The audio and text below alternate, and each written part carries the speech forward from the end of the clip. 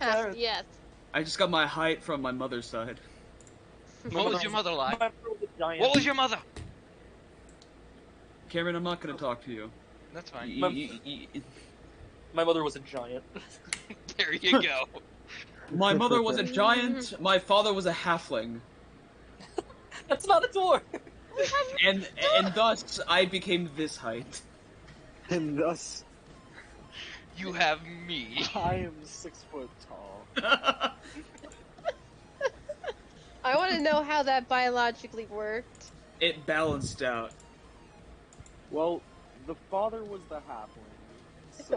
Okay. He was a bard, if you guys didn't guess that already. He Had could've the just enlarged been spell. shoved up there, like, body The and all. entire halfling. Yo, his entire father's halfling. Caspian? Yo. He had a Hey, magic his dildo. father's Caspian? He's related to Caspian. That's what we love to hear. Hey, Caspian's the homie, dude. Yeah, dude. Yeah, dude. I'm just sad Caspian never got to watch Bard just fucking snap the world. He left too soon. Snap the what? Just snap at like the world at large. He hated everyone by the time he left. He never had a moment's break. My man got screwed over and over. My man did not have a good life by the end. Caspian? How many Fun party stuff members going died on. with Bargerus? All of his Oh. party members died around him. Oh, sounds like certain tieflings' luck. Then he finally became a god. Then he got smacked down to reality again within a week. Yeah, sounds like a tiefling I know. Sounds like the whiplash of Royce's world. Yeah.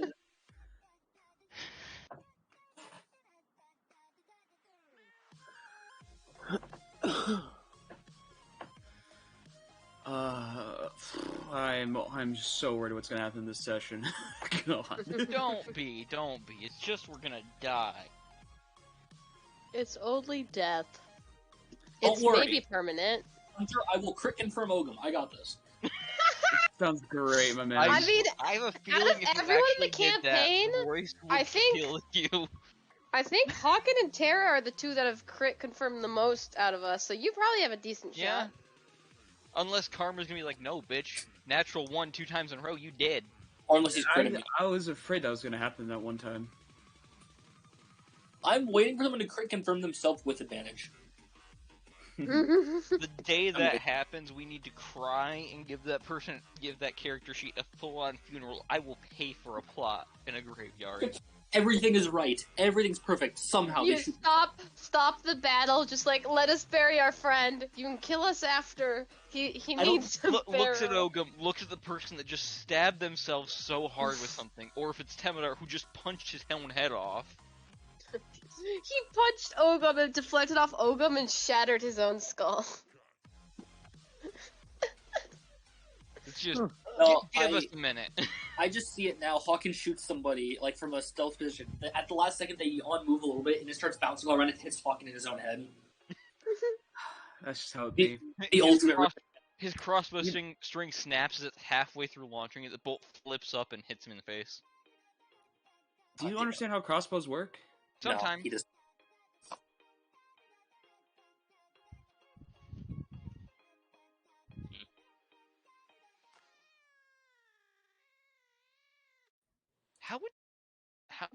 How would Sigrun crit confirm herself, I wonder? She's got a big axe. She's Slips and usually in falls on it. battle is like No, double fine, her fine. weight. So I So- imagine it would be a gravity based. She slips and just cuts herself No. down the middle.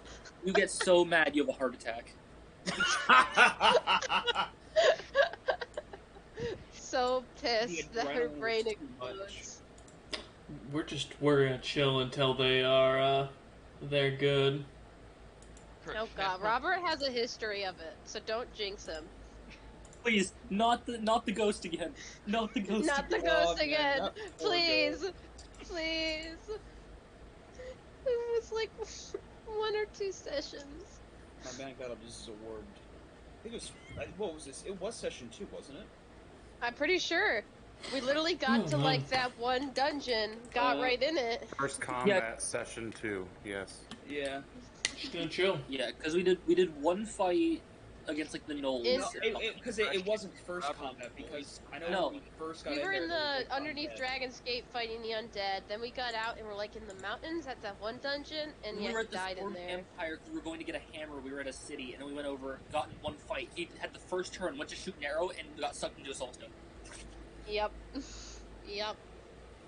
You could hear Robert's depression in his voice. Just as he was, But he was quiet the rest of the session. I felt so bad. And then I ate the soulstone. Did you? Yeah. Oh my god. Yeah. Friend, That's waste fucked not, up. lost not. Look, Anybody gonna eat that or? Hey man, I got the last laugh.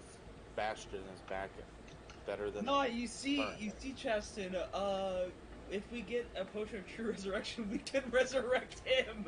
I don't know if we can. His soul is like mingled with friends now.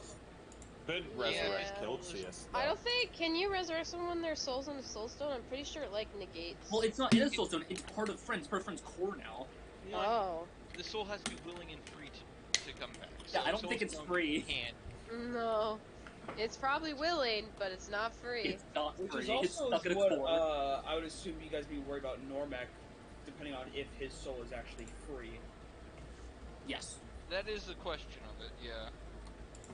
I mean, it doesn't Yeah. hurt to try, because it won't do anything if it fails. Other than, oh, well, we can't bring back that, so fuck. No, I feel like DM's too smart to really not think that you guys wouldn't do this. Also, I love you guys talking about this with DM and Nicole.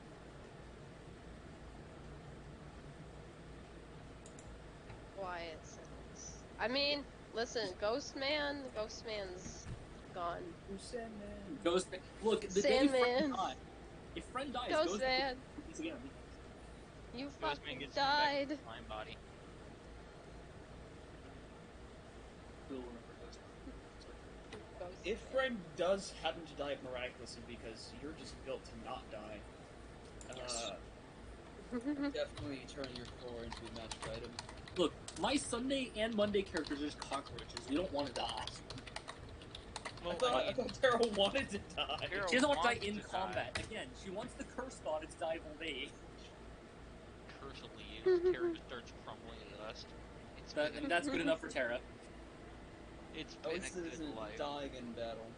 Gets resurrected like 10 minutes later by Temidar.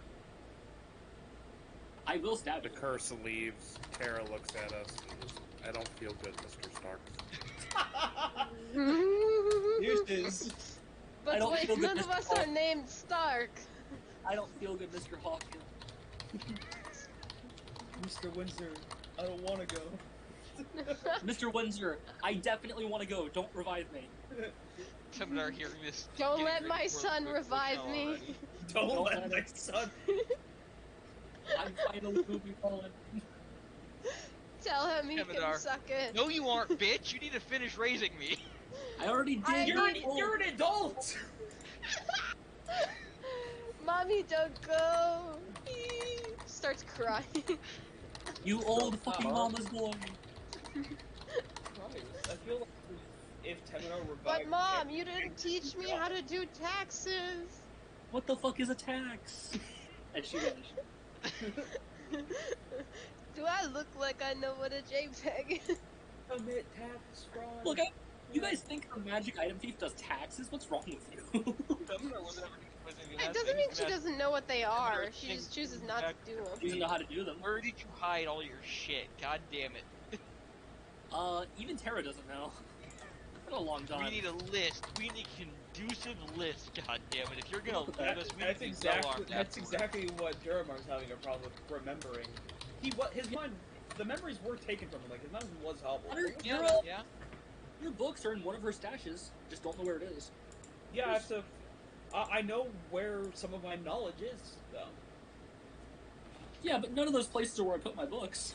I'd offer if we could take you to the boat and to the astral plane, but the boat's kind of fucked, so. Boat's fucked. Boat's fucked. Boat's fucked. crab rave.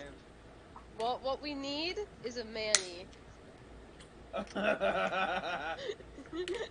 Gotcha. It'll covered. save us. I'll send you another list. Yeah, Thank you. well, Thank you. I kind of feel sorry that you entered to start watching that movie at that period of time. It definitely, you should have entered at that point in time. You needed to be there from the beginning to actually make it not Wow. Were you talking to Wolf? Still What a fucking weird. fucking victim blame. I just get to sit here and listen to them talk. I'm not even gonna bother. I'm just gonna let them keep going. I shouldn't have entered at that time. It was my We had a fault. guy in there stabbing Just on you, mute. like, for half the movie didn't even have the audio, and he gave it a 10 out of 10, so, I mean, I Oh, don't know. worry, DM. I am watching you sit there. I'm just waiting for you to unmute. Don't worry about it.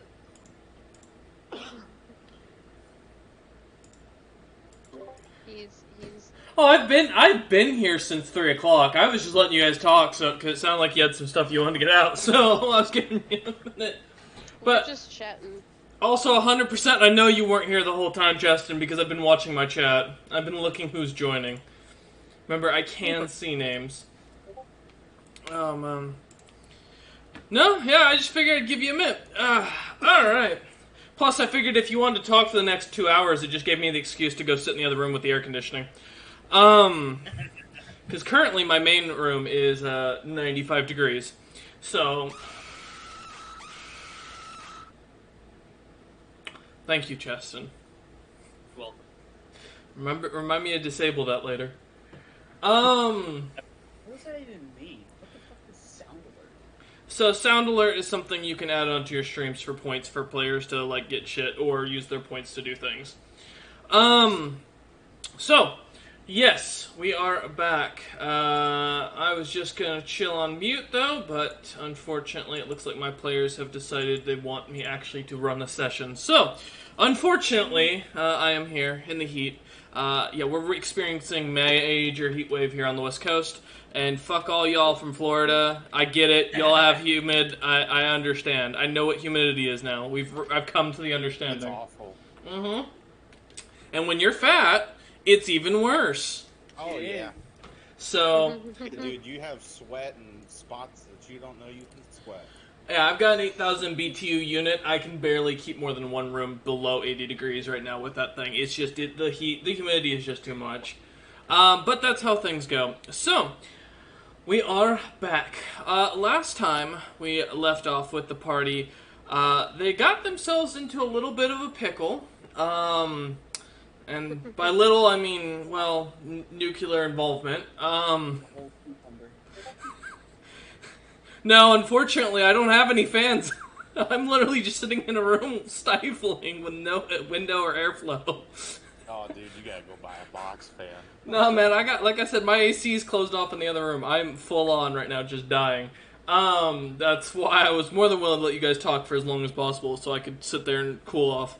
But anyways, so, yes, with the party having managed to find themselves back in the city of Raphel, during the siege from the Empire of Zarius, the party encountered a unique friend, a nice dwarven man who had supposedly defected, at least that was the cover story at the time. As the party fought through 3 encounters of the original mini that I had planned out for that session, as well as the next couple sessions, the decision was made by our new friend who would put a wall of force around the team of Reject Potential, minus a specific PC who was tricked onto the walls while another was ignored completely. As this happened, unfortunately, this same random PC that would just... Shut up, fucking camera. You know what? I will kill Temidar. I have options. Don't make me use them tonight. I will TPK just to go sit in front of the air conditioning. Okay. But yes, as I was saying, as the party managed to escape from the unfortunate nuclear option of the city of Raphel, as the Wolf's PC, the Dwarven Lich that they would come to know, would immediately launch off a massive spell that grew exponentially with every health point it stole and with every kill it gained, eventually wiping out the entirety of the Isle of Man, while the rest of the party, due to a magical influx, ended up in the realm of chaos, or rather, the realm of elements is the actual term in this situation. With Hawken instead getting a minute, smaller session on the side as he barely managed to escape the death of not only himself, but watching that entire city completely collapse, fully leaving behind the few soldiers that had decided to follow alongside him. So, as we come back, we have the majority of Peaceful Future, because fuck you, Cameron, in the Realm of Elements, and poor Hawken in a post-session ending up in the middle of the Empire of Zarius, in Dragon's Gate itself. And I'm not sure who's more fucked in this situation. I was just bringing that up because I just realized that means we might have some potential. Mom said it's my turn to be in danger. Well, see, in my campaigns, it seems like every time there is a name chosen for the team, it ends up being the opposite of what the campaign's about. Rejected potential? No, there was no potential. It was just a constant slog of death. Peaceful future? Anything but. The Light? They've literally spent their entire campaign trying to kill people. The Light is in a very backwards The way. only name that's been accurate is Time Fucker. No, because y'all didn't. You set up a new timeline that actually worked out better with more intricate lore. So you really, in fact, improved the timeline. Don't worry. The Light's pretty fitting. We're killing people and sending them to the Light. It's okay. Except you haven't killed anybody of worthy any note. In fact, you failed every time. Anyways, Level 4. so we come back to the party having been split up.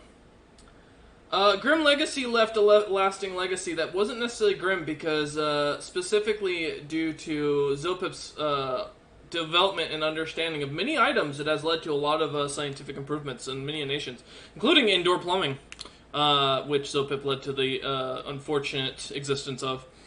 So yeah, last time, that was the wrap-up for the last time on Peaceful Future. We come back, and we're actually going to jump to Hawken first. As he's not going to get a majority of the situation depending on what these idiots do.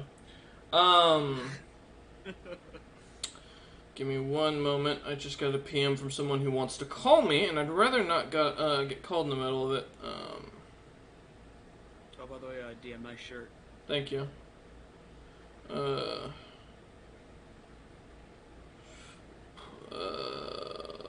me a minute. Okay. Don't want to be called in the middle of D&D again. Okay, so yeah, we're going to jump over to Hawken, who, again, like I said, may not have much going on. So Hawken, as we come back, you find yourself, you don't really have any remembrance of the encounter of Logolthus after your body being taken over fully. As you find yourself coming to from this almost like blackout state, and the sense of the loss of time having hit you. You're not sure how long it's been. You just know it's been more hours than you can count off than you realized, as it is now almost pitch black out. And as you look around the massive city, you see iron golems patrolling the street, the giant blue walls of Dragon's Gate, the town looking somewhat repaired, a lot of the buildings looking fresher, but you can definitely tell from the older marks, and many of the buildings that still have burn marks on their foundations. As you look about, the town seems completely abandoned as you stand on on the main road to head out the southern gate. About midtown, you can see the Two Raven tavern that has set up, and of course another tavern named as the King's Head.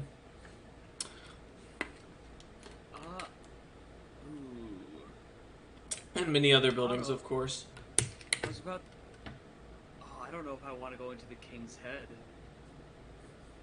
Because that's where he is. No balls. Be quiet, Chaston.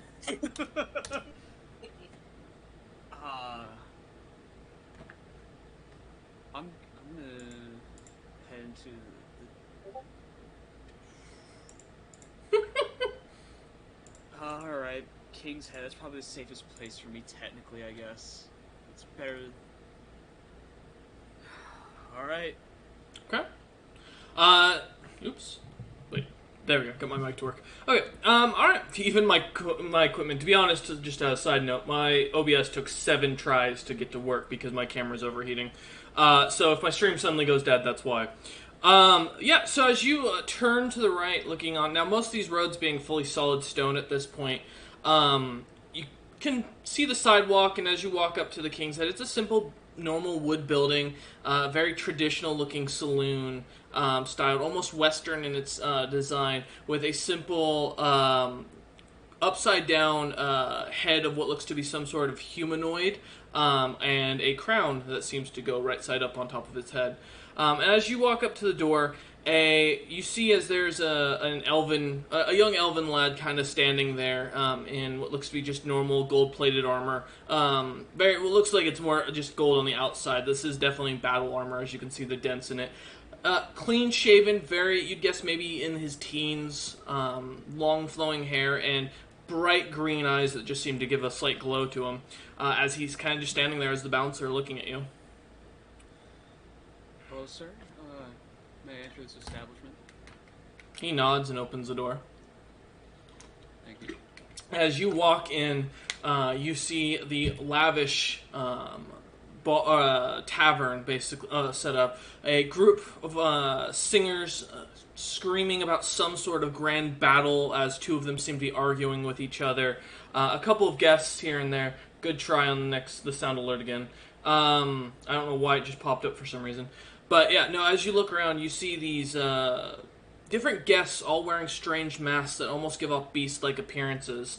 Many seeming to be very similar to lycanthropy designs. As you see a couple of groups dancing on the dance field. I'm sober, by the way. It's hot. My brain's overheating here. I got you, brother. I feel like that all the time. Oh, fuck. This is why I'm looking forward to the new apartment with the setup for where I'm going to be putting my AC in here. Anyways, so yeah, as you look around, you see the dance floor with people seeming to be dancing to unheard music, different races of all sorts walking about, and then you see this simple man in a just dress shirt and slacks and what looks to be some sort of blackened leather shoes, walking around, long flowing hair. He seems about roughly 5'5", his calico eyes kind of popping up. And as he kind of walks around greeting guests as well, he completely ignores you, Hawken, as you walk in. You see the large bar to your right, the many tables to your left, as invisible servants seem to be walking around with drinks. And, of course, you can see the doors to the back rooms where the massive library once was held. Okay, because if I remember correctly, since I was in a King's Head before... Correct. With Sigrun. Yep. A while back, and if I remember correctly, I was told not to really interact with the guests there. So I'm going to assume that rule still applies to me. Okay. So I guess I'll just head over to the bar and just chill out there for a bit. Okay. As you walk over, you see a young-looking tiefling who introduces himself as Chuck. And very simple horns, very fair-skinned, and he, with his two bright purple eyes, just kind of looks at you and goes, what, and starting speaking in Infernal, asks what he can do for you.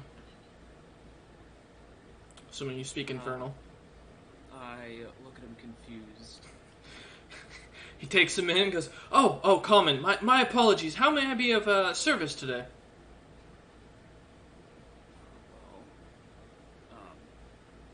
Just need to get off the street for a Oh, little bit. That's all. a vagrant.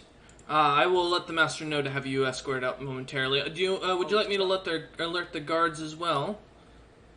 No, I can pay for a drink or some food. I don't want to be in the town I was just in. And which town is that, good sir? He starts kind of like wiping down a vial. Dragon's Reach. Dragon's Reach. Never heard of it. That's fair. Well, I'll head over to the bar and just get a drink or two if I can. You're already at the bar as you're standing there, and he's just looking at you as he continues to clean this vial. So what are you doing here, my friend? He looks down at the vial he's cleaning, looks back up at you, then looks down at the vial again. How much for a drink? I kind of just realized now it's the bartender.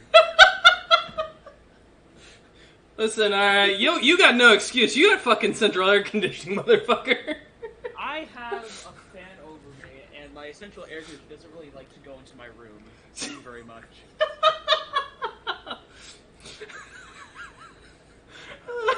Okay. Man looks at you, he just sets down a little glass of what looks to be some sort of brown liquid, and then just kind of shakes his head and walks away back into the back room. I'm off to a great start today. The owner, you see as the owner comes by, as you've met him previously, and he kind of sits down, his hair changes from that white color to back to a jet black color. His eyes also shift from that calico design that he had previously to purely purple, and you can see like a little bit of glow that comes off of them. And he just kind of sits down at the stool next to you and goes, "Tough being a royal these days?" You know, it's not just being a royal. There's other things to my pain of recent, but yeah, it's been rough. Well, hey, understandable. Back in my time as an adventurer, you know, we got up to a lot of interesting things. A full invasion by Rakshasa. Couldn't trust any of your friends. Talking boars. I tell you, the world truly has changed. You know, I don't think it's changed that much based off of that description. No, now they have voting rights. Really? Yeah. It's I invented apparently a new race at some point, and somehow it spawned an entirely new race. No idea. But he looks at you and says, one of my servants mentions you are looking to get off the streets. What's the situation? I don't need any crime or irritations in my establishment. Oh, no, it's nothing crime-wise. I'm just, you know, a human in a dwarven city, which is pretty much anti-anything except dwarves right now. He looks at you and goes, well, biologically speaking, that's not actually correct. You're not human, you're Nordic, meaning you don't have the same mana veins that that humans do. Nords, you pull magic differently. And biologically, there's a difference in a few other things, but, you know, semantics. Fair. Also, what city is anti-human these days, or Nordic? Dragon's Reach? Never heard of it. Must be a new city. Not to me, I guess, but yeah, we're in the middle. I'm in the middle of this Empire of Zarius. Right? And they're not too keen on anyone but dwarves here in this Dragon's Gate. Interesting. Oh, it's Dragon's Gate. Oh! Dragon's Gate, I know. I used to rule over a city called Dragon's Gate. There's a mouthy merchant that... You said Dragon Reach like 3 times. Oh, goddamn. You did keep saying Dragon. That's alright. We'll roll with it. Just waiting for the pin to drop. God damn it. Yeah, that's why, but the owner continually looks at you and goes, you know, I ruled over a city of Dragon's Gate at one point, along with a few friends. Good people. Not bright, but good people. They were, unfortunately, a mouthy merchant piped up one day and ended up killing them all. But I got my vengeance, and that's all that matters. Oh, that's nice. He nods. So you're hiding from Dragon's Gate, and it's been taken over by people who don't like humans. You know, I have a piece of advice for that, actually. When that... Don't get caught? No, last time the dwarves decided to mouth off, I just blew them up with a giant explosion. Well, to be fair, I stole the recipe to make the explosion from a tabaxi, left the city, and it blew up on its own, but I got credited for it blowing up because, you know, magic casters, we get the best part of every situation like that. You know, something similar happened to me recently. I was kind of running away from this human in this human town, and somebody blew up a whole city block and got pinned on me. Yeah, see, I got blamed for killing a prince of the Nords. They said it was my fault. Wasn't my fault. Never touched the guy who was a Rakshasa. You know, I got blamed for being like the ultimate villain Didn't do anything besides trying to advance society with better sciences. You know, I was studying how to, you know, help humanity, but, you know, the races, they just don't appreciate the hard work these days. Seems like they don't. Well, I'm sorry though that's happened to you. You seem like a really good guy. Well, history would argue otherwise, but I appreciate that as he pats you on the shoulder. Do you happen to have a way for me out of Dragon's Gate? Well, I mean, the King's Head doesn't work that way, unfortunately. You exit the same way you came in, unless you have some way of channeling magic better. Which, by the looks of you, as he looks you up and down, you don't look... He kind of grimaces slightly. You don't look like much of a caster to me. Yeah, no, I'm not that... I just ain't that guy. But you know what? Tell you what. I'll help you out. But I need a favor done. What do you need? I'm gonna give you something, and all I ask is you deliver it to someone. Alright, who's the lucky person who's gonna get this item? And he kind of opens up a little, like, book that he pulls outside. It's, like, designed, like, almost as if a mini grimoire, and starts flipping through it. And you see, like, different names written throughout it, and he kind of starts flipping through it and goes, "Hey, Mion, I need you to deliver this for them. It's a debt I owe." Alright, sounds good. Hopefully they're still alive and I'll try to get to them. Oh, I can take you right to him if you'd like. That should be easy enough. You know, I think I'll wait for him. Alright. Well, and he hands you this little ring. It's a simple ring with a purple gem on it. It seems to, like, every once in a while catch the light and seems to shine a little bit of a slightly greenish color. And he goes, "Don't worry, it's nothing nefarious. It's not like an explosive or magic item or anything like that. It's just something I owe. Long story." Yeah, not a problem. You don't seem like someone who would try to screw me over. That's a first. He smiles and says, "Well, you're welcome to wait here until your friends make it back to the mortal plane. Enjoy the drink, have some food. Don't sleep with any of the guests. We've had tales of this. Someone slept with their grand uncle. It didn't turn out pretty. That's how I got a bartender." Well, I'll keep to the same rules as last time. Don't interact with too many of the guests, if all, at all. He nods. Well, then I'll be on my way, as I have to, of course, greet the other guests. As you see two giant scrofa come walking in. They look like they've just been cut to ribbons as they're beaten up. And they just seem to walk in casually, sit down at one of the tables, blood's kind of getting on all the white cloth, and just start ordering drinks. Alright, we'll come back to you momentarily, Aachen. Lucius, Sigrun, Temidar, and Terrasitis. That still sounds like a disease to me. Don't know why. We come back to you lot. Wait, what was that, Mr. Robot? I said terrasitis in the knee. There you go. That's exactly what I'm thinking here. Alright, so yes, we come back to you lot. As you watch the massive eruption of magic from the safety of that wall of force bubble that you were in, you followed the that soldier in as his magic got disrupted, and each of you got sent to the realm of elements. As you suddenly walk through, seeing as each of you walk through, seeing the magic of the gate kind of shift slightly and like change to different colors as each of you walk through. It seems to kind of almost as if the magic's being interfered with. And as you hear the screams from behind you as you walk through the gate, suddenly you find yourselves on the other side as you watch, listening to some screams all around you, as you see as that soldier who was only a few feet in front of each of you, unfortunately, as he walked through the gate, stepped into what was a literal pile of just nothing but pure lava that seemed to suck him into it immediately. As you lot find yourself standing on what looks to be solid ground, you look around to a realm with pink skies that seem to flash with golden colors, shifting to orange, then to green, and then to blue, and then back. You see as the land itself is split up with a massive chunk of what looks to be earth, and lava to your left, and huge lakes. Off in the distance, you can smell the salt water kind of coming off. You have no idea where you are.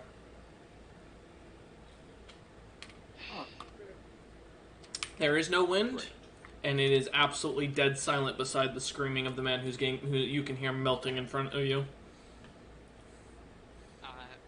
Oh, he's probably too late to heal that one. I wouldn't even try to reach in there. It looks like it pulled him.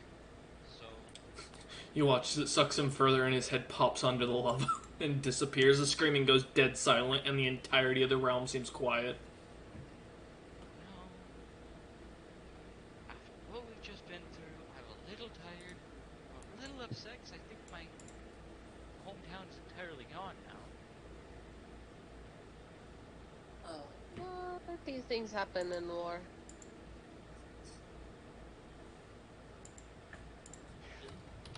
Less a war, Oh, more. I get the chance while it's calm. I'm gonna swig a greater healing potion. 'Cause, Okay. I don't trust it.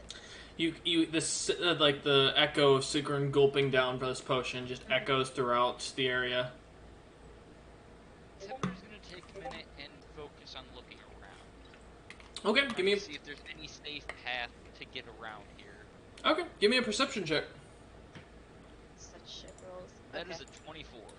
Yeah, as you look out for miles on your left, you can see this lava just continues on, just in this massive pool.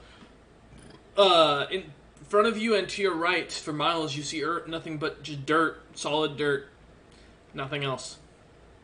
Solid dirt all around you. Well, we can either stay here next to this lava and hope to God we don't decide to fall into it out of boredom, or we can try walking along the dirt area and just try to see if there's a way to get somewhere other than here. And we'll stand here, won't get us anywhere. Random direction. Okay. Go. And better make sure that she doesn't choose the random direction. Not that the lava lava. is in. No, not the lava. Not the lava. Alright. Not the lava. As y'all just start walking, what are you walking towards? There's nothing you can see, so are you just walking until you see something different? Looking for anything at this point. Okay. Yeah, we're Yeah, looking for any anything that might sides. Okay. change with the scenery. I'll try and make sure we keep everybody in a straighter line too. Okay. Yeah. So about an hour goes by of walking. You've at this point made a few miles. The scenery yet does not change continuously. Another hour passes. Still nothing. By the third hour of your walking, at this point, feeling the toll of the heat as the temperatures seem to still continuously get warmer and warmer, causing many of you to just start to break out into a very heavy sweat. You finally come to the edge of the massive earth mass and find a massive body of just water sparkling to no end. Still surrounded by nothing but dirt and lava to your left and water in front of you. Lucius is panting in the background, yeah. Well, So, Just gonna sit. so I know the city is gone, but the job's done, right? well, I don't know. don't know. we were supposed to put you on a throne. I don't know if we still have to do that part. And I'm not gonna try and call that goddess because not my But point of expertise. but she might be the way out of here. She might be, but again, not my point of expertise. We were told if the job is done, there's a boon. I mean, now's the time. And Yeah? What's your question? I try to figure out where we are at with all we've seen currently. Yeah, give me a general intelligence check. That's a 14. You have no idea. And I... You're somewhere where there's water, there's lakes of lava, you've never seen this before, and just continuously just dirt. Not stone, just dirt. No trees, no grass. What's up, Sigrun? Can I make like a history or religion check to see if I've heard of a place like this in like Scrofane this? if you're wanting a religion check, you can see if there's anything noted in the religious scripts, or a history check for history books. They're two different answers. I'd like to do history, personally. Okay, if you do history, I'll do religion. I have a -1 to both, so Let's it's. do religion. I want to see this. What do you got? Wow. Okay. Be like, Okay. "What the hell, God is-" I Okay. was worth a Okay. shot. I could have got a 20, maybe. 19 history. Yeah, no information is known. You've never seen this. There's nowhere in the world where lakes of lava exist that are known, unless someone cast a spell and completely made a land desolate. You've never seen anything like this. Especially a land where no trees grow, very different. Temidar, what were you saying while they were doing their check? I was going to tell Lucius that he can go ahead and try and call up to that being if he wants to, and then this place is oddly peaceful, with what seems like 3 of the 4 elements already moving through it. So he's just going to meditate for a minute. Okay. May as well. Alright, as you sit down and start meditating, crossing your legs, putting your hands out to the side, the sound of him doing his meditation chants as a monk in the background echo far beyond. So I'll kind of step to the side so that I'm not bothering him too much. But Lucius has never really been a religious guy, so he doesn't really know what he's doing, but he's going to kind of just be like, I don't know if you can hear me, but if you consider the job done, we could use a way out. As you say this, a little scroll suddenly wound up, and with a blank seal holding it together, suddenly appears in front of you, Lucius. I will grab it. Okay. As you grab it, yeah, it's a piece of paper. It's got a firmness to it. The ink is not fresh, so that's at least nice. Seal is still solid. I'm going to take it back to the rest of the group. Okay.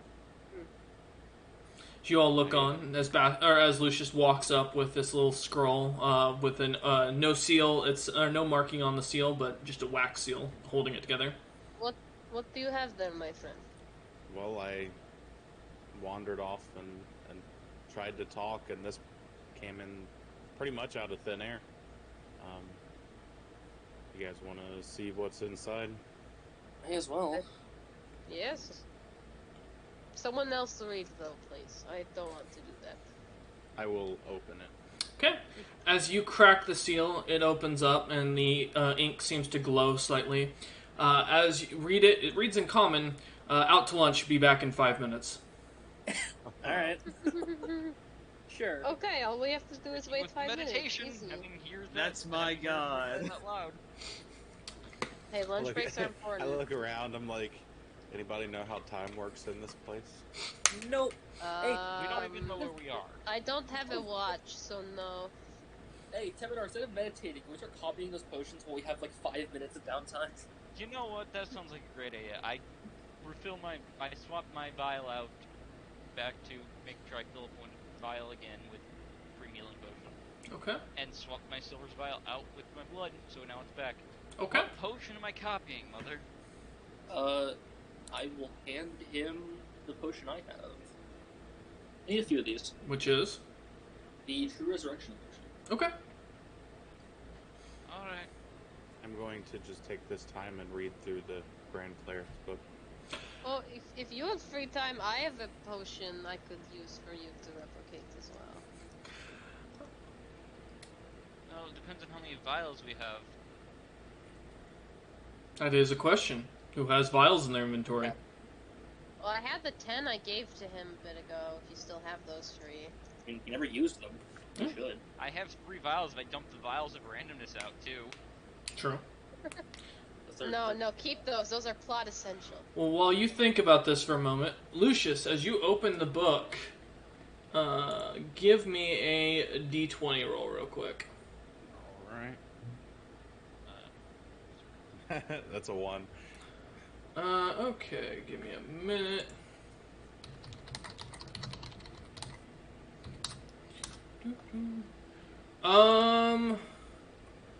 Okay. I'm just finding some of my notes on this item real quick.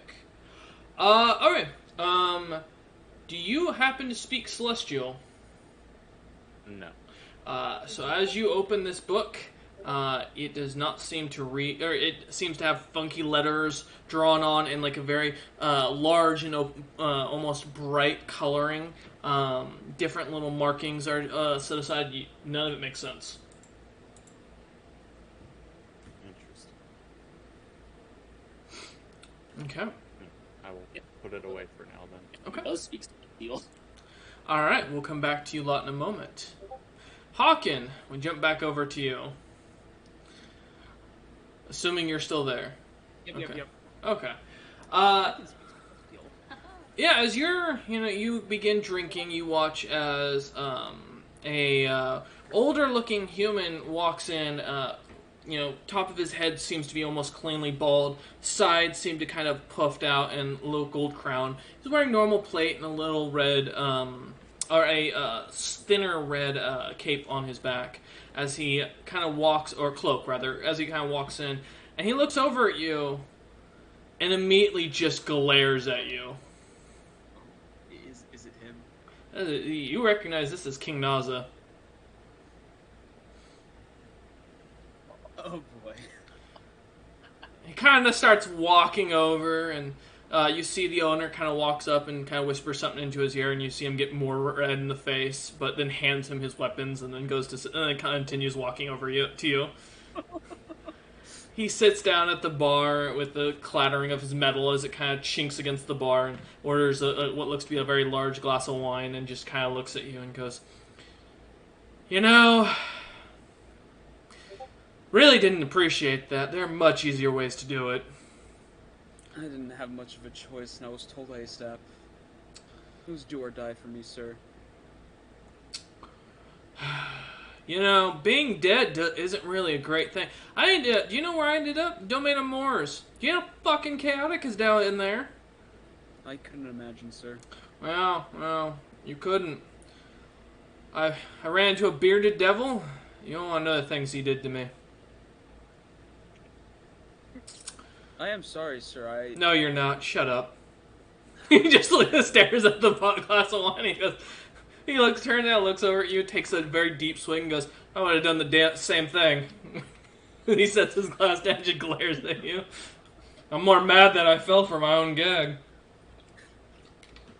To be fair, we definitely weren't expecting you to be allergic to blackberry. Oh, that's the best part. I'm not. You're not the only person who's trying to poison me, apparently. Fair enough. Oh. Yeah. Turns out Adara kind of remembers the rebellion thing and thought it would be a mercy killing. So Adara was trying to get you too. Yeah, I did kind of side with her father during that rebellion. Probably not my best decision. But how are you supposed to expect that they're going to have a soon-to-be god of undeath on their side? Who predicts that? No one. Exactly. But, the nice thing is, with the new owner of the King's Head, we've been able to... They apparently opened up a branch on the first level of the Domain of Moors, so that's nice. I got to be in here for 10, 20 minutes, and then I get to go back to my misery of being, well... Let's just say they don't have lubricant in Moors. Ooh.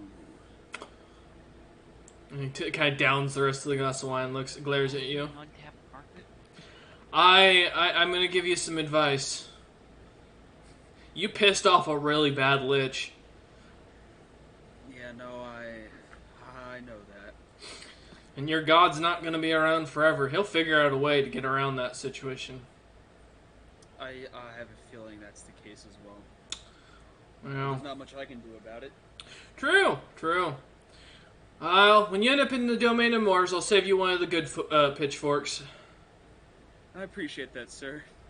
She nods and goes, assuming your own god doesn't obliterate your soul for irritating them.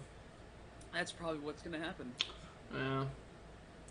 And he kind of stands up and puts his hand on your shoulder and looks you in the eyes and goes, I hope you die a painful death. And turns and walks off. I'll just chuckle. The door closes Probably behind him. worse than that. Alright, we'll come back to you momentarily, Hawken. Back to Lucius, Terra, Stemidar, and Sigrun. As you're standing there, continuing to, meditate. I Yeah. got the knowledge worked out. 'Cause Oh, okay. My Pocket Alchemist kit also says it comes with vials. So Mhm. I'm just conservatively putting it as 3, Okay. which will give me 10. So I'm making 6 more of the True Resurrection. Okay. And then I'll take the time to make the 4 other for the potion for Sigrun. Okay. Alright. And I'll pass 5 of the Potion of Resurrections back to Terra. Okay.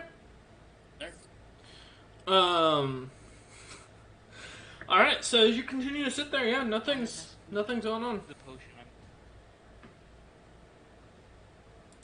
Okay, if you're just looking for healing potions, I can get you some free. Okay, yeah, I was just saying, Sigrun's isn't a need. It was more if you had some to spare. I am getting low on I my will health get potions. you 4 healing potions then. So, and I'll Thank you, leave that thank you. filled in my vial, which will leave me 1 extra empty vial. As Temidar continues to play with the potions, mixing liquids, moving them about. What's Lucius doing again? Nothing.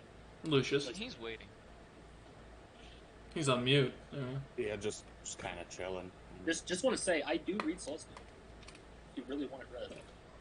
Oh, yeah. I mean, if you want to look at it, Sure. I will What hand do the we- book over. Okay. As you go to open the book, Tara, give me a d20 roll, please. That's an 8. As you look at it, it's in Druidic now. Oh, god damn it. As you're trying to read through it, yeah, it's fancy little drawings of different animals. Let Sigrun have a look at it. Maybe it'll be in Giant or Infernal. I will close it and then hand it to Sigurd. Okay. Yeah, Sigrun will open it. Okay, Sigrun, go ahead and give me a d20 roll. Alright, I'm gonna roll with my physical dice because I'm feeling good about it. Okay. I got a 14. What do you got this time? Yeah, so it's an abyssal. Fuck, I don't speak I Abyssal. stop her if I see it, I stop her and I read it because I can read Abyssal. As you look over, it's not written in abyssal as you look at Temidar. It seems to be written in scribbles that you can't even make out. Yeah, okay, she'll close it and hand it to Temidar. He who holds it sees a random one. Okay, D20. Yep. This is how That's a 13. It is in Auron. I don't read that. Vengeance. Hey, I I close it have and an open it idea. It doesn't change. Okay. Sigrun wants it. She holds I her hand pass out. it off and I get back into meditating. At this I point for open it. chance Is it time. still an abyssal? Give me the T20. Oh, it changed. It changed because it changed people. We can hack this. I got a 16. It's still an abyssal. Alright, Fuck. hold. No, I have a spell for this. Hold on, hand. I hand it to Tara. I have combat like this. I don't know. It might not work on this. Okay, you're gonna cast comprehend language. Yeah, I may as well try it. Give me an intelligence saving throw. Yep. 19. I should. You feel as your brain is suddenly overwhelmed with so many words in different languages that you start getting a migraine and you start getting dizzy and pass out. Yeah. Oh god. As you watch as Tara just kind of looks at it, casts a spell, falls over, and eyes closed, out cold. I I'm think just gonna your put it book is away and be like, poisoned. I'll worry about this later. Checked her Yeah. pulse. Yeah, Tara has yeah. a pulse. Tara, I some alive. lightly Goes back slap to her meditating. face. Tara, Single- as the book is single taken. hit of blood from her nose. As Lucius kind of comes over, picks up the book, and Sigrun comes over to bend over and start smacking you. You're awake. As soon as the book's picked up, you came to consciousness. Your head is pounding, and now there's a giant scroll face smacking your face. Ow, Light Sigurd. smack. See, I brought you back from death, my friend. I'm glad to have you alive, and I'll just like pull her up easily, put her on her feet. Don't read the book. every language at once hurts No, my yeah, that at book is broken. I don't think books usually can be broken, but that one's broken. Books aren't supposed to fight back like that. No, it's not good. I have it's probably bad, a chance bad at reading vibe. it in a few levels, but otherwise no. While they are going back and forth, I'm just gonna look up in the sky and be like, "Can we just be back with Hawken, please?" Suddenly, as they're like talking, kind of discussing this, you all find yourselves now standing in the middle of the city of Dragon's Gate in front of what looks to be a rundown building that just completely looks like it's been destroyed and left there to die. There's broken windows everywhere. There's a skeleton sitting out front. The little joints that used to hold up the awning or the porch roof is completely caved in. Building looks just absolutely demolished as you guys look around. Oh, the book brought us back. I don't think it I don't think I it don't was think the that book. was the book, but And what else? pats her gently on the shoulder. I think that's good that you're that hopeful. She's for now. enlarged. I don't know if you can reach her shoulder. No, you're I can patting her jump side. 10 feet high. Oh, that's but fair. I am 6 feet tall. Jumping up, tapping Patting her shoulder and landing very jumps tall. up, pats really quick, falls. Fucking cartoon shit. How long Great. have I been in this? Give me a minute. Yeah, we're gonna come back. We're coming back to you now, Hawken. So Hawken, yeah, about 4 hours have passed from what you've roughly guesstimated as you've been sitting here, kind of just enjoying some food that's been brought out. A couple more drinks, some water. You watch as a couple of warriors from different lands have ended up here. Some from times that like carrying like stone spears. One guy came in with what looked to be a bronze battle axe that like had dented in. One point someone actually walks in with a strange metal helmet that's almost like a button on his head, and wearing weird cloth that seems to be in green in color, and carrying this long black you're not sure what the device is. The best thing you can come up with is it looks like it might be some sort of magical wand with little a piece that falls off of it that lets it recharge. You're not sure. But as you are looking around, watching people coming in, kind of enjoying people watching, you see out the window as your party just suddenly appears out of nowhere, and you can hear Sigrun, and then you watch as Temidar is going to tap Sigrun on the shoulder, jumping up to tap her. Fair enough. Oh, by the way, so with the time that I was unconscious with the 4 hours in here, was that enough to give me a long rest or no? This would be considered a short rest while you're here. Because you're not sleeping, but you are relaxing. That's fair. I might as well take a... Use some Take hit some dice. Yeah, I'm because I mean, guessing I did didn't not get Gain end some passing the stuff. book around. No. But yeah, Hawken, as you're kind of looking about, the owner comes back up to you and goes, I think you mentioned you wanted to meet with your friends. I recommend heading out while you have the time, because... And he looks down at what looks to be this strange glowing, almost like a sundial that seems to have the shadow twirling at a really rapid rate. He goes, it's almost time for us to move on. Unless you wish to be in another century, I recommend leaving. Yep, it looks Ooh, like I adventure. got another delivery. You smile. Alright, have a good day, sir. He nods, and as you walk out the door, you walk out and you come out and you see this broken down building. All of the rest of you just see as Hawken just exits out of this destroyed building. Hawken, why are you in a shithole?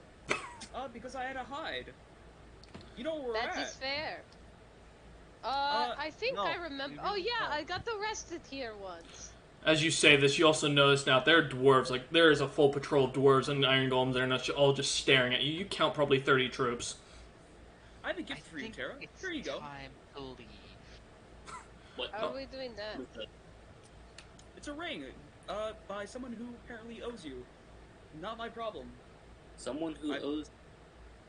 Here Me? is a Just ring. take it. It's for you. Maybe it'll help us get out. As you I'll take take the ring, it. it's a little iron band with a little purple gem that seems as though you kind of catch the different angles of the moonlight changes to this greenish color. I think they're proposing to you. Now, ignoring all this, let's run. Oh, is that what they're doing? The dwarven guards just kind of stare at you as you say this, waiting for you. Are we getting some exercise in? It's been a Nice, while let's since go, we've bye. done workout. Yeah, I'm Aesthetics just gonna turn and run. Yeah, as Hawken and Lucius Temidar turn to run, you also see this giant, about 18-foot dwarf come walking in through the gate, coming towards you. Long beard that seems to flow to the side, extremely muscular, has 2 goat legs and 2 large horns. Oh, And he's just staring at you. Oh, that's him. we're going. I ain't about that life. I'm Sigrun's outta here. following the rest. Yeah, you guys are starting to run towards him as you're running towards the exit of the city, down this main street. Other way. Other way. As you turn around, you see now the army of what looks to be Iron Golem. Now you're counting almost a couple hundred, and a few hundred dwarves now coming down the streets. I have It's claw. nice. I'm enlarged. I can like yeet people over the golems. It's I fine. can I fly don't want to get for a thrown. little bit. Can I climb a building because I have the same claws to back season for flying? You can try. You will have a climbing speed, yeah. It'd be half of whatever your walking speed is. How tall is the building that's nearest to me? Well, the destroyed building is only about 8 feet tall, but the roof is missing and there's no second floor. Yeah, I need the nearest one with a roof so I can parkour to freedom. As you look around, there's a couple stone buildings that are about 10 feet from you to either side. Yep, that works. I'll follow. Okay. Me too. I'm gonna. How much does Lucius weigh?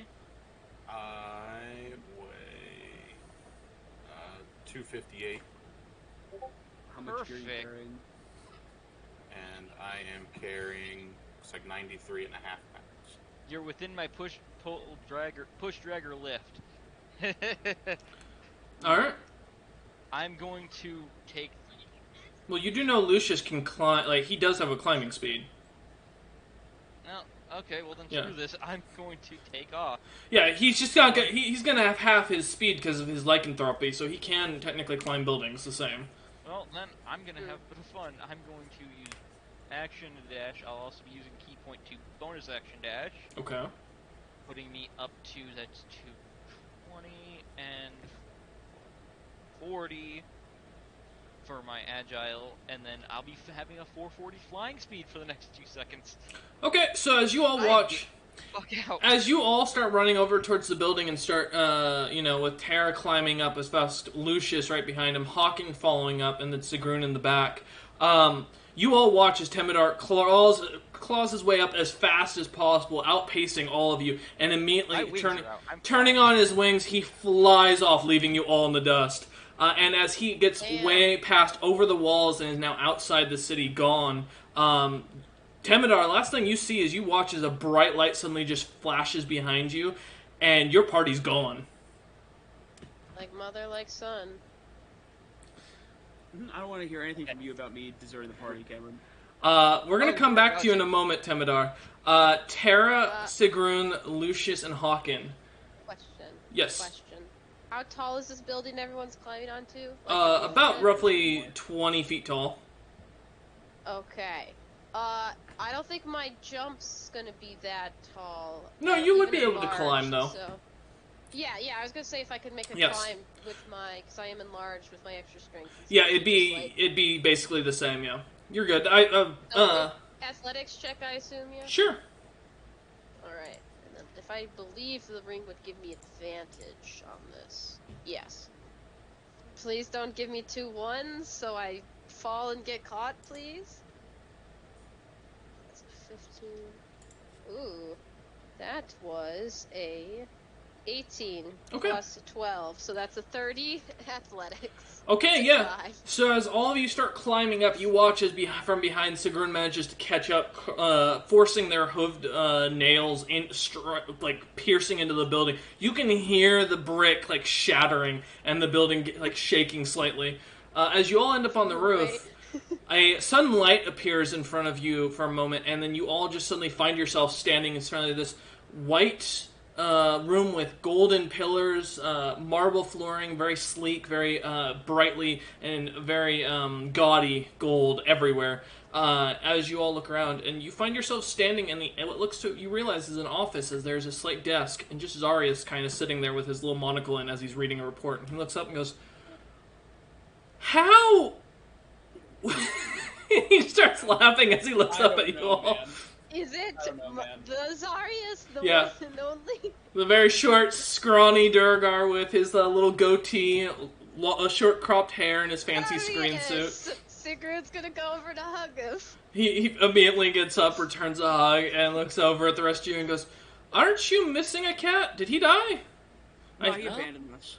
Oh. He I flew fly- 300 he feet fly in fast. 6 seconds, so he's out the Oh. fear, I guess. Did he leave the city? Yeah. Yeah. Yes. Okay, we're gonna come back to you guys. Temidar, we're cutting back to you. As you fly outside the city, you see as there's a massive dwarven army, siege weapons. You're counting probably somewhere around 1 million troops, and they're all staring at you. As you can hear bows getting cocked back and orders being shouted. I only have a few seconds left. Do I see anywhere I could hide successfully? You could turn around. Okay, I'm gonna get on top of the walls. That at least gives me places to hide. As you go fly, as you turn around and immediately stop turning around, coming back to the very tall walls, you stand on, and you can definitely see these walls are brand new. These were recently built. And as you land, a few dwarven guards, you can guess about 20, suddenly pull their crossbow bolts on you, and one of them shouts, "Stop resisting!" and waits to see what you do. Their crossbows are loaded and aimed right at you, though. You can surrender, you can run, or if you got some other trick out your sleeve. You know what? Let's just see if I can convince them to just give me a second here. Oh, okay, yeah, sure. I'm gonna try to persuade them. Gentlemen, there is no need for such extremes. I am just a traveling merchant who was sent here by an erroneous teleportation. Okay. I'm using my reaction to try and make that not a 2. Uh, Yeah, that's great. That's a fucking 3. Oh, it's not a 2. Okay. They might roll a 2 now. So, as the dwarves just kind of continue to stand there, they seem to kind of look on you and kind of like, oh, okay, merchant. And then as they're starting to lower their weapons, up floats the giant dwarf with horns, and he just steps onto the wall and looks at you, Temidar, straight in the eye, well, looking down at you, and glares and goes, "Really? My old ass has to chase you all the way up here. Do you know how much magic costs to fly up? It is not easy to fly up here. Just put your hands out. Don't make this I don't want to have to kill you today. Why would you need to kill You're me? gonna like the offer you're gonna get if you just do what I say. Well, can we sit down somewhere nice and hear an offer? I'm always open for an offer. You will take the chains or I will take your hands. I'm not that dangerous. You just flew out at 400 feet! He glares Not at you. dangerous. Yes, I was very scared. You for have a two moment. choices. People Death? around me. Death now or death later? What do you choose? I think gets right into your face. The smell of the garlic on his breath.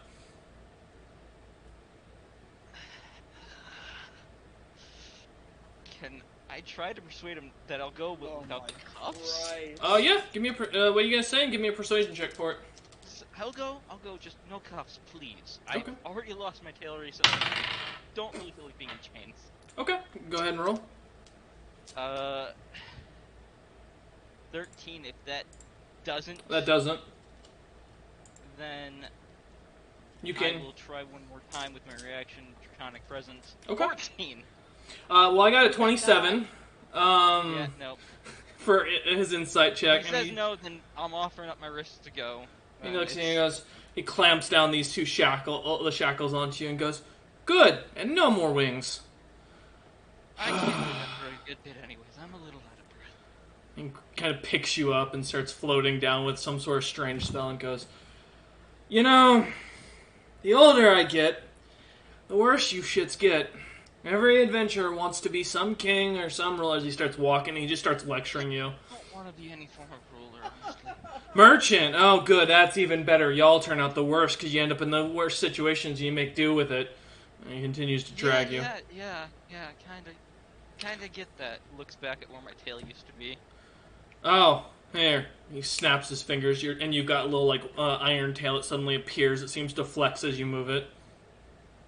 Iron tail. Alright, I'm feeling a bit better. Thank you. Now shut up. And he continues to walk and hands you to one of his guards. The dwarf's trying to grab you, but him being much shorter than you, just kind of start pushing you, with their axes. I stand up and just let him lead me by the chains. One of the dwarves kind of grabs the chain and starts pulling with them. Their stubby legs are really hard to keep up with just because of the slow pace. And they look up as they kind of just continue to pull you along. Eventually, you are led into what this giant, or this small round room with a circular table with the design of the entirety of the world map, and you can see it shows like the territories now marked as the Empire of Zarius. You see a couple of different dwarves, a dragonborn sitting at the table, a high elf sitting at the table, and a few other people that don't really catch your attention. As they sit, this tall figure kind of sits down. You of course recognize this. This looks to be Ogum, and I recognize the feeling of terror there. You know, as it kind of sets you down, or they drag you to sit you down one of the chairs. He sits down, and begins to discuss a few things about the war, completely ignoring your presence. As many of the other people around the table kind of look over at you, kind of confused, and look back, and then look back over at you, and then look back at Ogum. And whenever they look at me, I just shrug. Alright, we'll come back to you in a moment. Although I am memorizing their entire plans for war at this point. Okay, give me an intelligence check real quick then. As best as I can, pay close attention. Please be decent. That's a 17. Okay. We'll come back to you momentarily. Lucius, Hawken, Sigrun, and Terra. You find yourselves now still standing in this office as Zarius is continuing to, talk to Sigrun, asking about the stories that's been going on, listening in on everything that's been happening. He seems to really be interested, like, really into the stories and trying to figure out, like, kind of asking different questions about, what was going on, and, he finally kind of stops for a moment as he looks at the rest of you as you kind of stare at them awkwardly, or look at them as they're just talking like they're in their own world, and looks over at you and goes, "Oh, my apologies," as he kind of, pinches the bridge of his nose. He looks up at all of you and goes, "It's been chaos here. I hope this wasn't a bad time to summon you here." Oh, it was perfect. It was actually a great time. We were probably about to get arrested at Dragon's Gate. I was just Dragon's Gate? Yes, Yeah. we had an incident in which I think the Isle of Man's fucked. Party agree? Yeah, he's fucked. Yeah. Everything We was were in gone. this weird plane with lava lakes and pink sky, and then we wanted to go to Hawken. We went to Hawken. Hawken was in Dragon's Gate, and there was a bunch of iron golems and stuff waiting for us. Okay. He just kind of looks back at the rest of the party. On that log. Wait. We're gonna Like come. a few seconds, We're gonna come right? back to. Wait. Are you the idiots he's after? He looks at Sigrun. Minus you, of course. Yeah, remember when I told you about how Hawkins' god wanted us to kill someone? Well, that was King Naza. He looks and I guess over. Legolas liked him, so... He looks over at Hawken and goes, "You signed on with a god.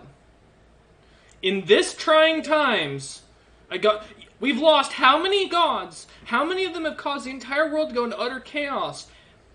Did the term 'fuck the gods' not stick with you lot?" We kind of all. I kind of signed up. I never agreed. Forced work contract, love. It says, Are you? yeah. Are you kidding me? There is one rule to this world these days. Don't deal with gods. Patrons, packs, none of that's a good option anymore. Did you not read Logoth's Guide to the Time Fuckers?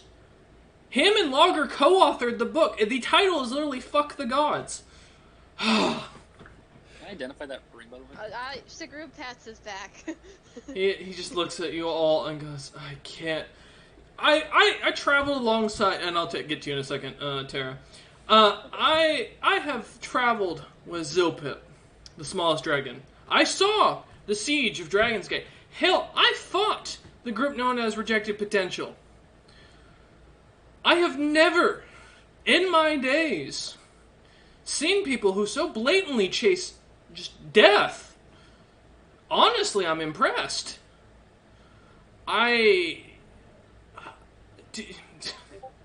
It's do or die, so To be fair, Please my tell running me with death has been often. the cat isn't with Ogum right now. He could be. You don't know. Shouldn't Maybe. We be. don't know that, but So- Not to the I don't know. city. If The he's moment we were under attack, he flew off. if he's captured, we're all dead. And I don't mean that in like, oh well, you know, he's gonna be turned on you or something like that. No, he's gonna be used as a sacrifice to blow up the world. Do you have a way to summon him like you summoned us? No, not if he's with Ogum. And he looks up at you and he's pale. Like this is the first time you've ever seen a Durgar go white. Hawkin, your goddess wouldn't be willing to extend an olive branch for one of her followers, would she? You keep your damn no gods. Listen, and he looks at Sigrid and he goes, I don't like to take this tone, but let me explain this, because this is something that is just generally you need to understand about what's going on in the world right now. There are two liches trying to kill each other right now.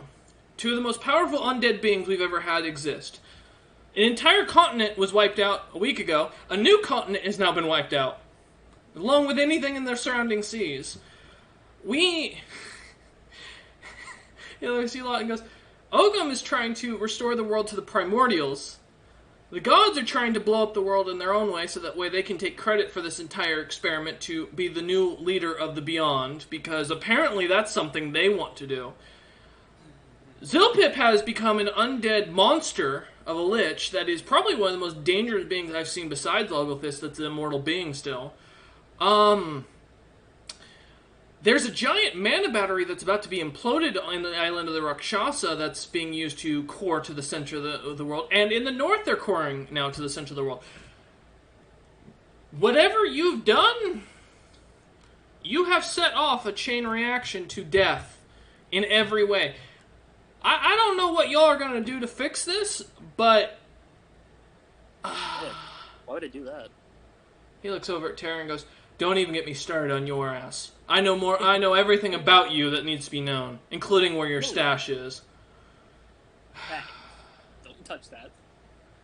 He just kind of sighs and looks for a cigarette and goes, you know, I spent my early years never swearing to a god. I fought a great worm of a green dragon alongside Tenex.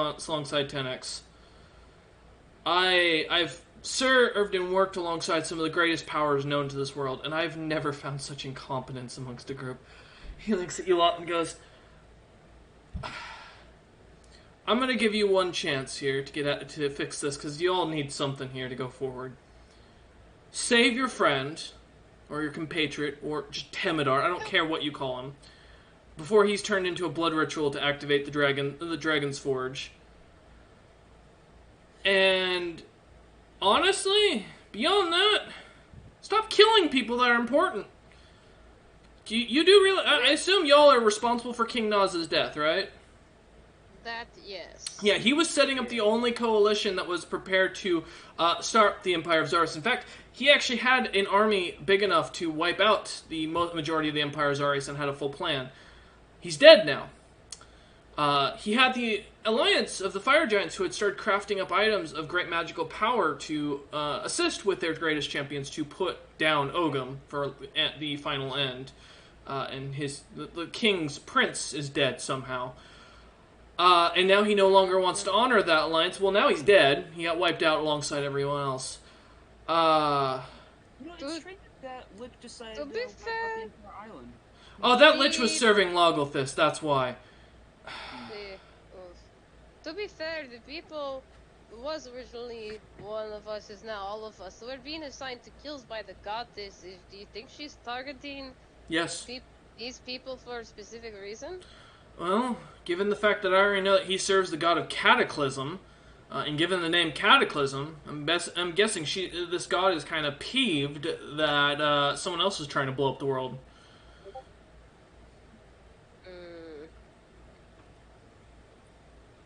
Well, I can give you the promise. I'll do my best not to kill people important, but I think we have a if we don't, we die pact, which I've gone through before, so it might be...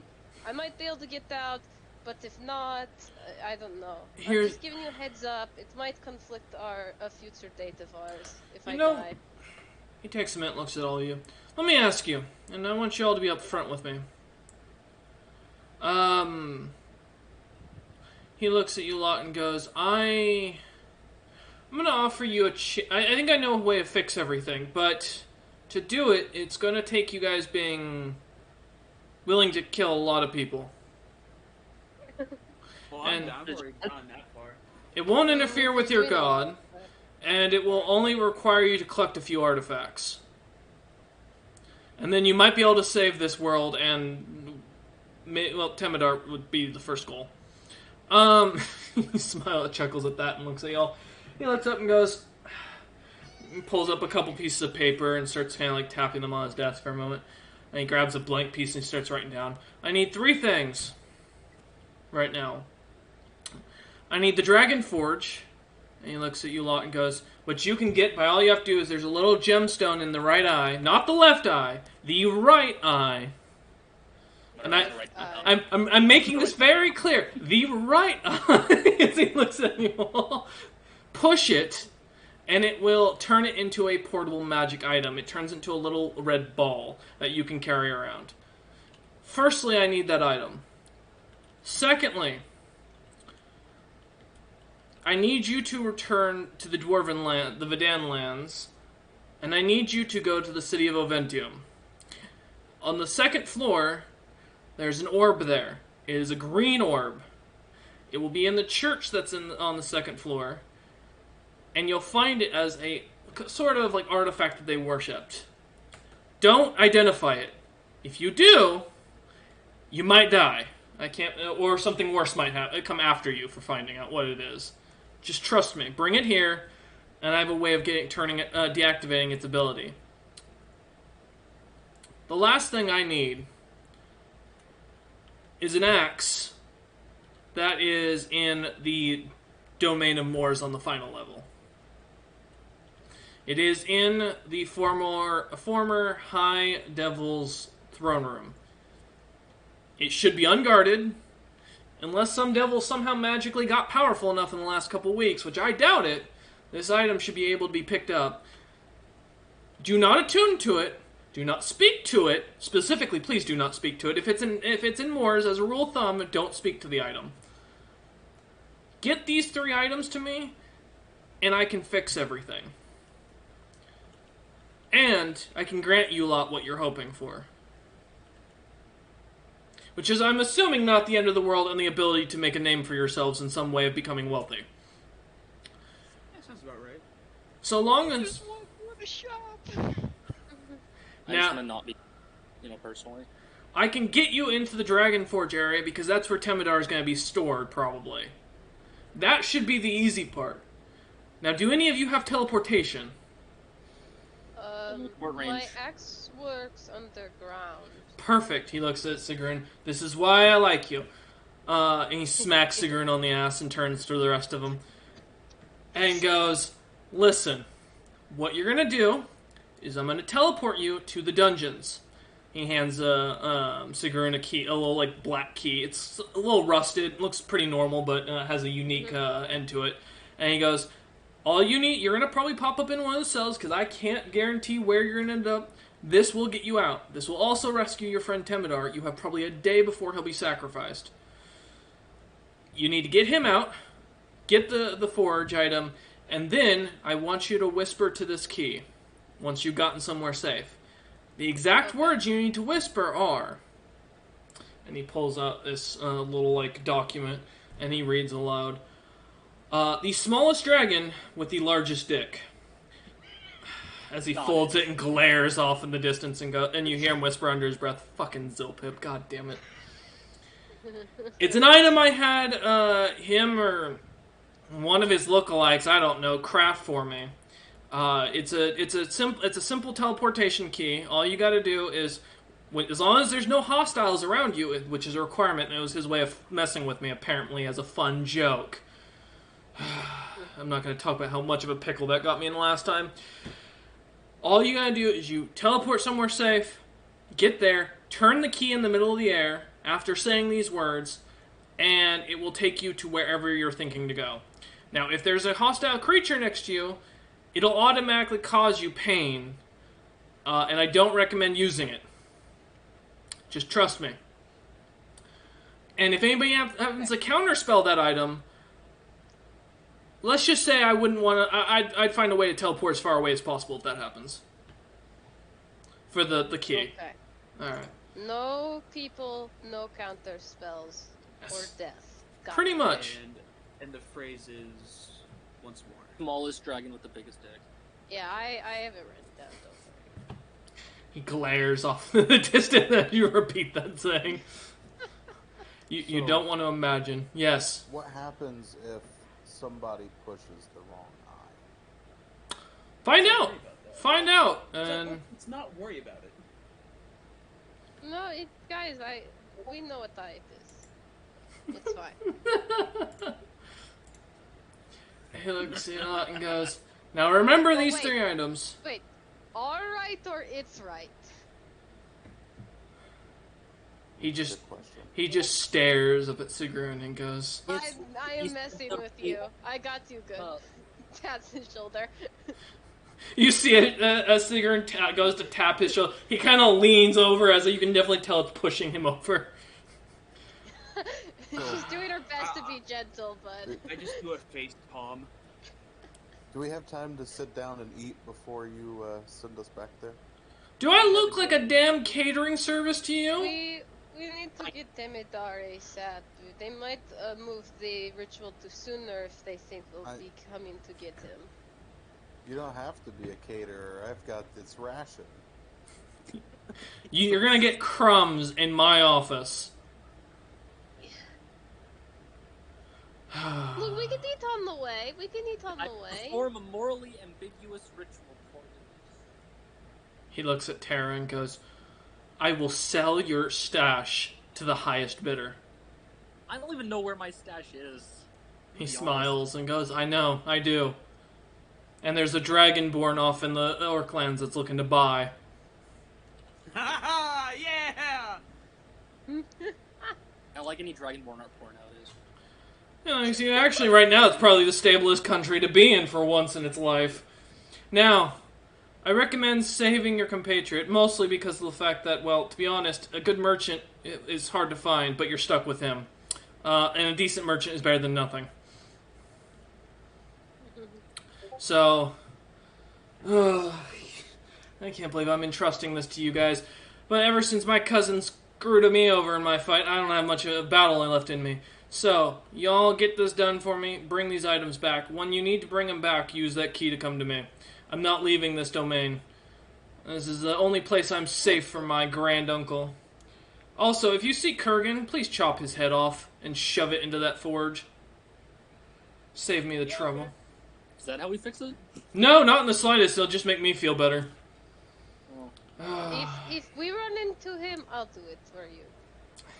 He smiles and looks at the rest of it, and looks back up at Singer and goes, "All right, I've got to manage a rebellion in 3 different countries and figure out how to restore an entire genocided nation. Twice." It's tough work. Yeah, he kind of starts waving his hands over a little crystal ball. Offer him a kiss. He starts waving his hands over a crystal ball, and a little door appears behind the party and looks up and goes, "Go through that. I've got paperwork to do." Well, everyone, do or die. Let's go! In the door first. Before that, I was gonna do it before Kara said shit. Sigrid will pick him up because there's no way she can crouch down low enough. She'll give him just a kiss on the cheek, put him down, and go out the door. The last sight you see is fucking Zarius blushing bright red and looking very confused in the situation. You're not sure why, but He enjoyed that, and he knows. yeah. As you walk through, suddenly you find yourselves on the other side in this prison. We'll come back to you momentarily, though, before I describe the full scene. I Temidar. drop a cracker from the rations kit on the floor as I walk Aw, through. you... Come on! Oh, Okay. Why are you come doing on. dirty? Motherfucker. Okay. Not on purpose, it like rolled out of the thing. I'll keep that in mind. He's so embarrassed to notice. He'll notice Motherfucker, you later. just killed my Zarius. No, alright, so yeah, we'll come back to you momentarily. Temidar, as you hear these, they start talking, and then suddenly a silent spell erupts into the area, and you are suddenly in this bubble with all these world leaders, and they go, and they all just suddenly, their eyes start to glow this bright red, and then they all turn and start staring at Temidar, and as Ogum looks at you, Ogum looking, being the only one normal, and he goes, I'm gonna offer you something. You're gonna get the chance to go free. Not because I like you or think you're worth anything. Don't get a high head like that. To be honest, I don't want to try and trick you or make you think you're being tricked here. Honestly, it's just more useful to have you do it than me. So the deal is this. You're going to get to help the entirety of the world, and in exchange you're going to get to go free. You get to spend 1 day in a cell, and then you get to leave. What will I be doing? Simple. When the time comes, and he sets down a little, like, red-orange, as it's got the, it seems just be like a normal orange, but instead red. He goes, when you run into this situation, I want you to feed this to someone. When you find the next great worm you find, all you need to do is eat this orange. Alright. And then, once you have, a second orange will appear, and you're going to feed it to a dragon. Alright. Good. Now, I'll have you escorted down to the jail for the night. The dungeons, if you will. You'll be there alone for the night, don't worry. It's my personal, so you'll be fed a 4-star, or a 4-part meal. It's one of my personal chefs will feed you for the night. You won't have your weapons back until morning.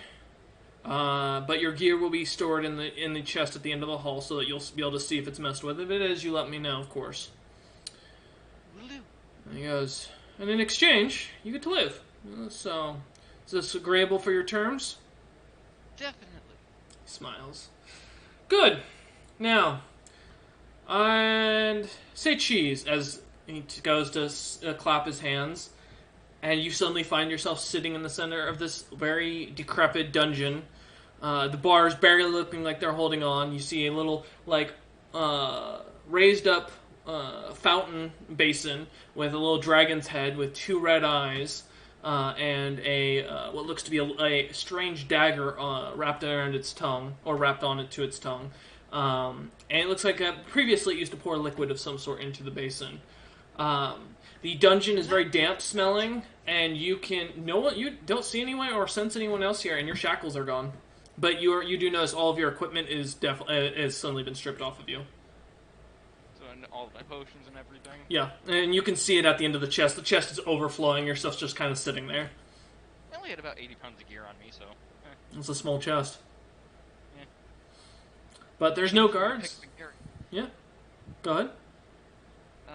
So, I'm just gonna pace around for a minute, take basically a short rest here, Okay. if possible, to restore my key points. Okay. Yeah, that's fine.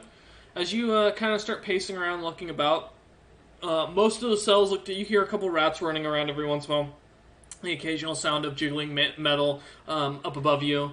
No one seems to come down at any point. About 3 hours pass, nothing. And then suddenly a bright light appears in the cell next to you, like blindingly, and you hear the sound of all of your crewmates. Also, suddenly you find a cracker sitting on top of your head, Temidar.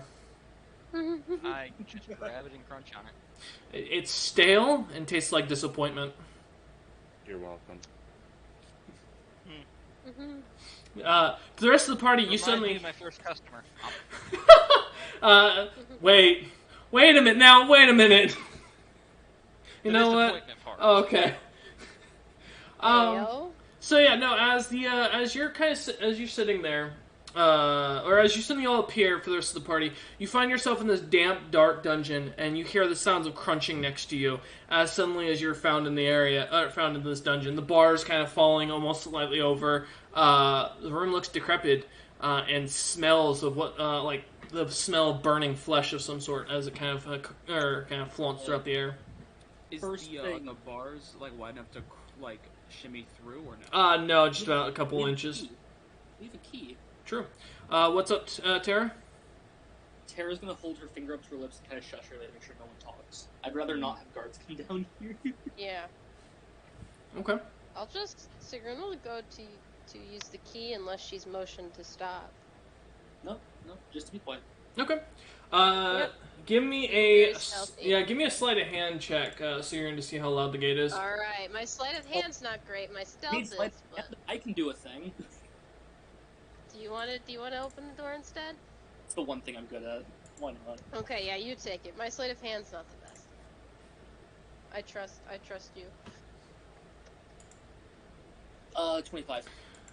As you kind of stop Sigrun, go over and take the key out of her hand and walk over to the gate, you go to open it and immediately you hear the slight creakiness and then slowly, at like a snail's pace, open it just to avoid any creaking sound. About 5 minutes goes by as Tara finally gets it up against the wall. Do I see this door open? You can hear it for the moment as you hear it creak open, and then as you stick your head kind of through the bars, you can see as Tara's kind of walking out, slowly closing the gate. My tail does that happy cat flick now? I mean, I'm not closing until everyone's out. Yeah. Yeah, but as you look over, Tara, you see Teminar's head sticking through the bars. And the metal tail flicking behind Are him. we rolling stealth? I assume everyone's stealth. I mean, I assume you'll be stealthing, but you don't have to roll stealth yet. I'll let you know. Sounds good. I guess I'll That's get. based when he knew he freaking abandoned all of us. As you all walk out, you see Temidar just kind of standing at the bars with his head out, sticking out, looking at all of you. Yeah, I'll go open his door. Okay. As you do, give me another sleight of hand check. Sigrun's just looking at him in disappointment. 17. Not even that he ran away, that he got caught. As you go to open it, it starts to creak a little bit louder. It's definitely not nearly as clean, but no sounds come from the distance. You don't hear any clattering of boots or anything like that. I'm gonna close And it. Oh. with the door open, Temidor goes and goes and checks the chest, making sure it's not trapped. Yeah. Stuff in it. Give me a perception check. 18. Yeah, as you look about there, it's it's a traditional dungeon chest, what you'd expect of a normal dungeon chest, or set up just to hold random gear. There, you see a couple extra gold coins in there. You gain an extra 5 gold as you pilfer through, grabbing all your items. Sweet. Money. I've been paid for my time in prison. Yeah, as you look up the stairs, you can see that the door is still closed, and there looks to actually be a bar on this side of the door that seems to be been put in place to hold the door shut. Okay.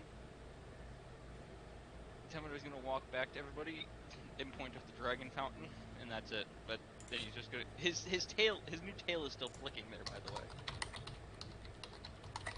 Sigrun's Making looking at it. It's metal. You smell like cracker. Yeah, one fell on my head. Tasted like sadness and disappointment. Alright, guys, Hey. what is it?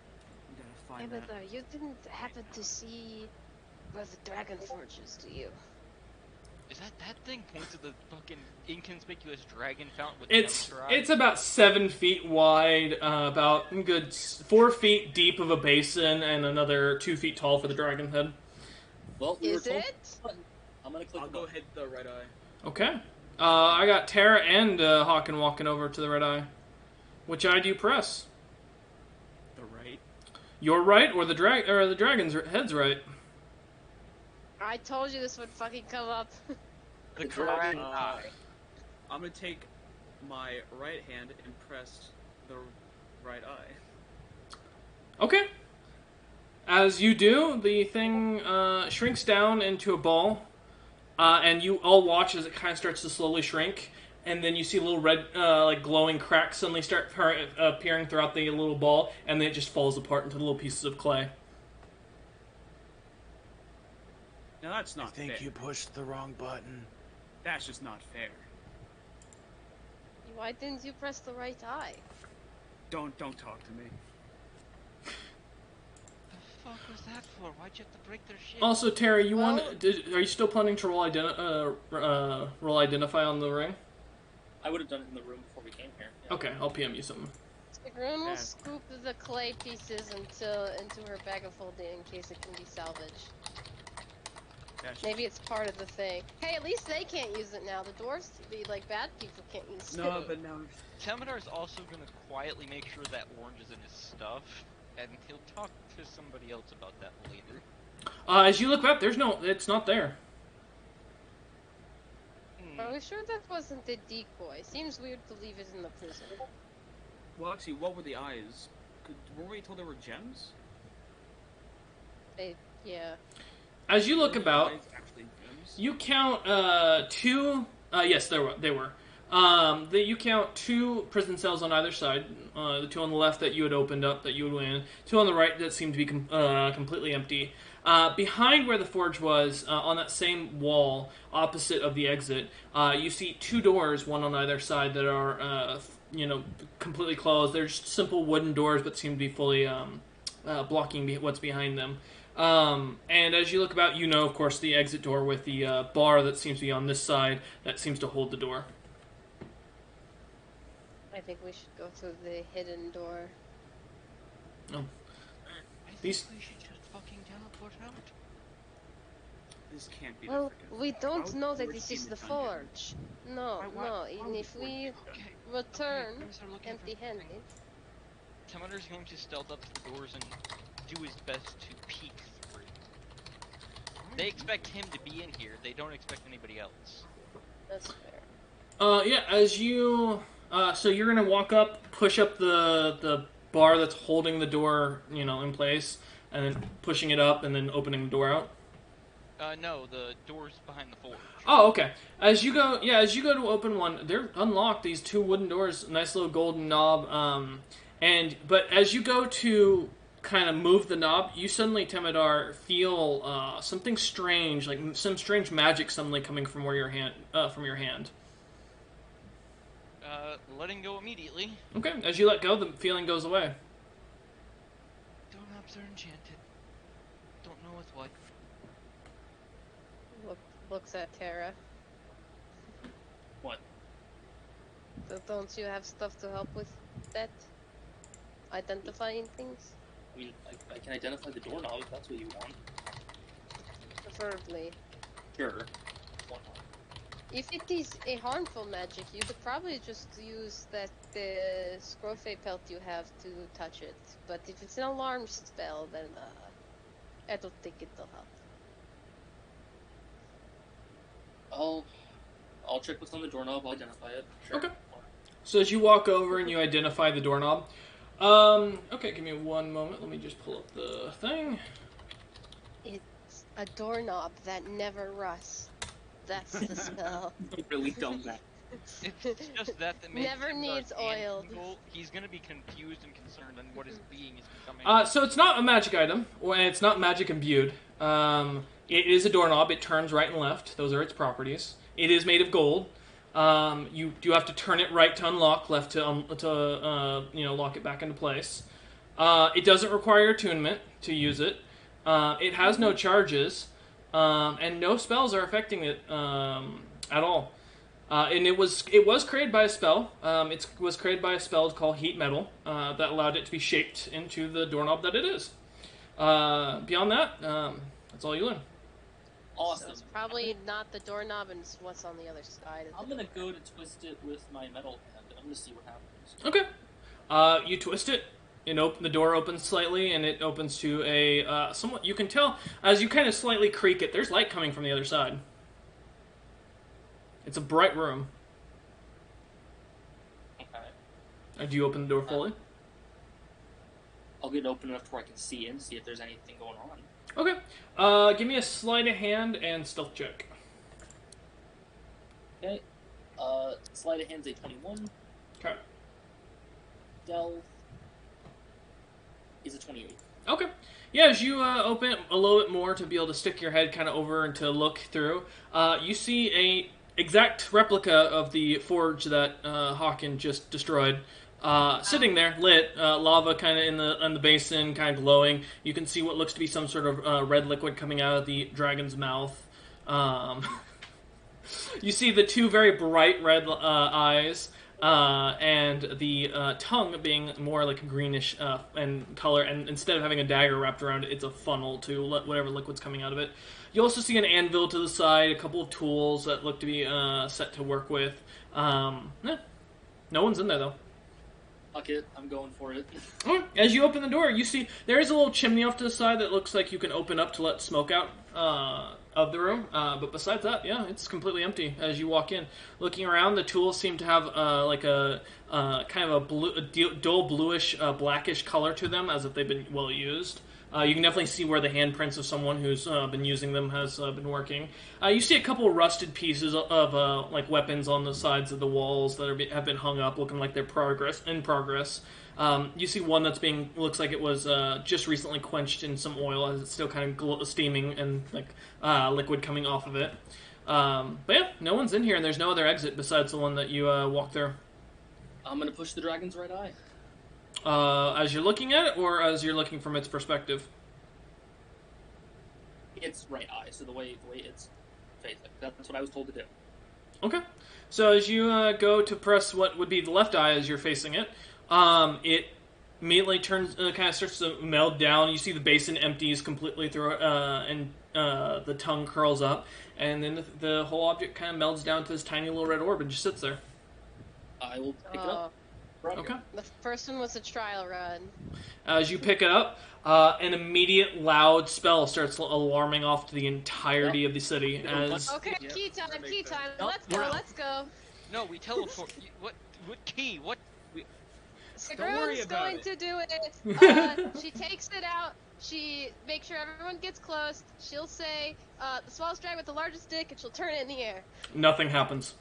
As you hear the clattering of soldiers hitting the door from the Okay, exit. axe We're gonna time. teleport us.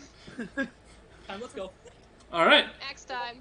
As you Very use your well. axe, you find yourself teleporting down, and as you suddenly all find yourself kind of going, darkness coming around you, and you all suddenly find yourself in this center pillar, about 100 feet up, with staircases to either side, just this very thin stone pillar, and what looks to be a little throne right in front of you. There are thousands of golems of this blackened metal that seem to glow slightly all down below you guys, and you see what looks to be a broken iron gate down at the bottom on the opposite side of the room. As you Okay. all look around. Those definitely count as hostiles. I can't use the key. Those are too close. I thought No, maybe The we golems had the don't key do other anything. time. They don't move. They're not active. Doesn't look like they're moving. So try your key then. Quiet. Okay. I will try. Whisper it. Don't think it'll work. She pulls it out in the air and she whispers, "The smallest dragon with the largest dick," and she turns it in the air. The key doesn't activate. In fact, you sense no magic coming off the key now. I think this room is stopping the magic. Alright, I'll cast Pass the Trace over the party. Okay. Elf If the time, spell off, baby. then that means magic is still working. Might be a recharge thing because we tried to use it earlier. How is it? Was it largest or biggest? It was the largest. I have it written down. Was largest? Okay. I was wondering. the That's same what I thing. had. That's what I had written down. The smallest dragon with the largest dick. Alright, and you said there were staircases off this pillar, right? Yeah. You see the one in front of you going north, goes straight down to where these iron bars look to have been busted and another room is going. Going south, which is behind you, you see another tunnel, looks like it opens up, down at the very bottom of this room that seems to go out. Alright, which direction? We can sneak our way out? I don't know if... We definitely don't I have want no to alert these clue where we golems. fucking are. So don't ask. Me neither. It looks like a throne room.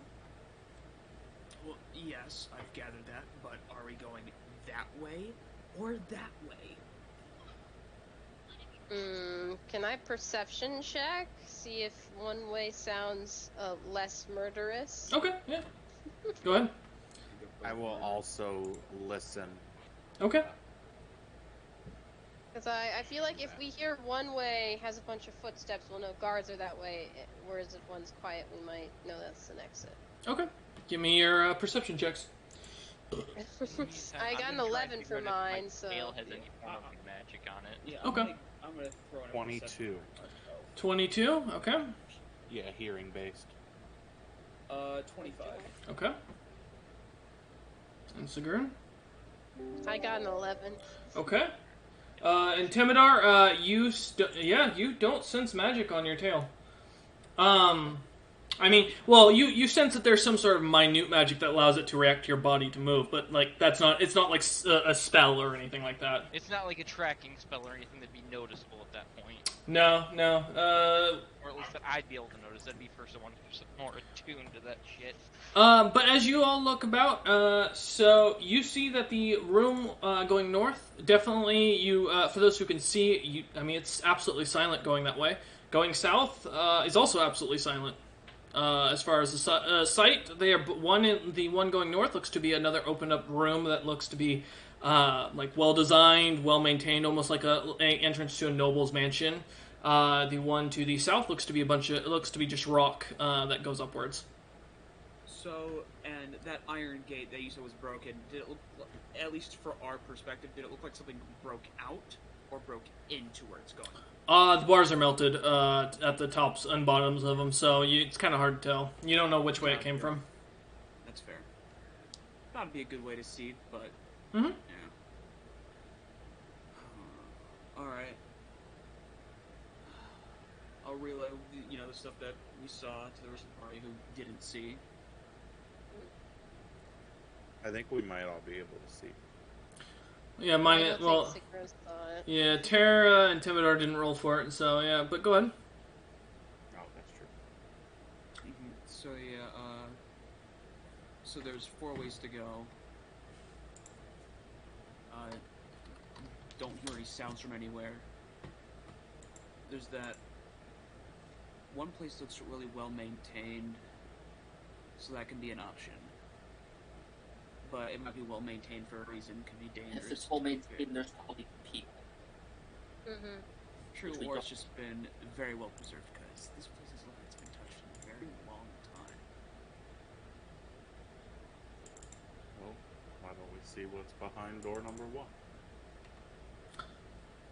What's door number 1? I don't know, the one you were talking about, I guess. Time to do my job of scouting. Let's do it. Okay, Alright, which I'll way are you fo- going? I'll follow behind. Which The well preserved one, I guess. The one that's maintained. So as you start heading up north, or heading down the stairs and heading north in the northern direction, y'all follow behind at a distance behind Terra, as Terra kind of runs ahead.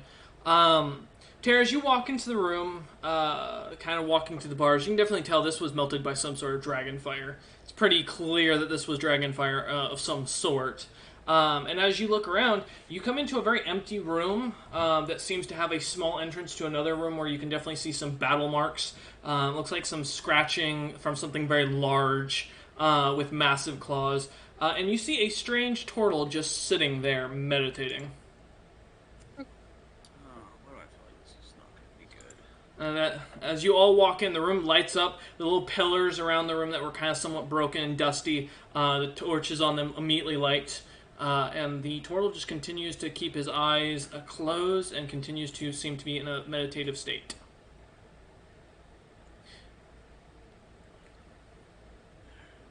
I know who this is. Is there any I other really exit to this don't room? want to fight him. Other than the way you came, nope.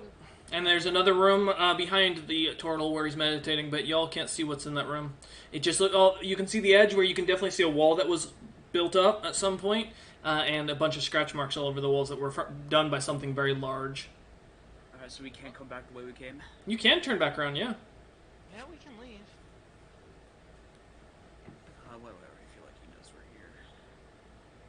Probably because he's an Uh, everything. That doesn't mean he's dumb. Well, actually, Yeah, as you get kind of a better inspection of him, looking about, you see he carries a strange glowing sword that has like almost an angel's wing of a blade And otherwise, you just notice that he has a small crossbow on on his hip as well. I believe he also has wings, if this is exactly what I think it is. May not be. Well, I know that sword gives wings. Mm-hmm. Doesn't necessarily mean the person has to have them activated. That's fair.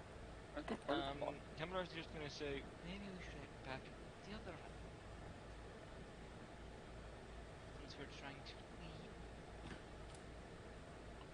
leave. Yeah. Right. Perhaps let's check that other direction. I can go scout the other direction. Yeah, sure. As y'all turn back around, the turtle doesn't even seem to react. The torches immediately go out as y'all walk out of the room, and as you head back, Tara, going back up this giant staircase, it's tiresome. These are steep stairs. I mean, you're climbing pretty high as you walk up, and then the guy walk back down. A few minutes go by, and as you get to the other tunnel, you look up, and it's just pure stone. It looks like someone had kind of done a rough carving to get down here. You see some stairs here and there. But it seems to go up, and there's no sense of danger or enemies nearby.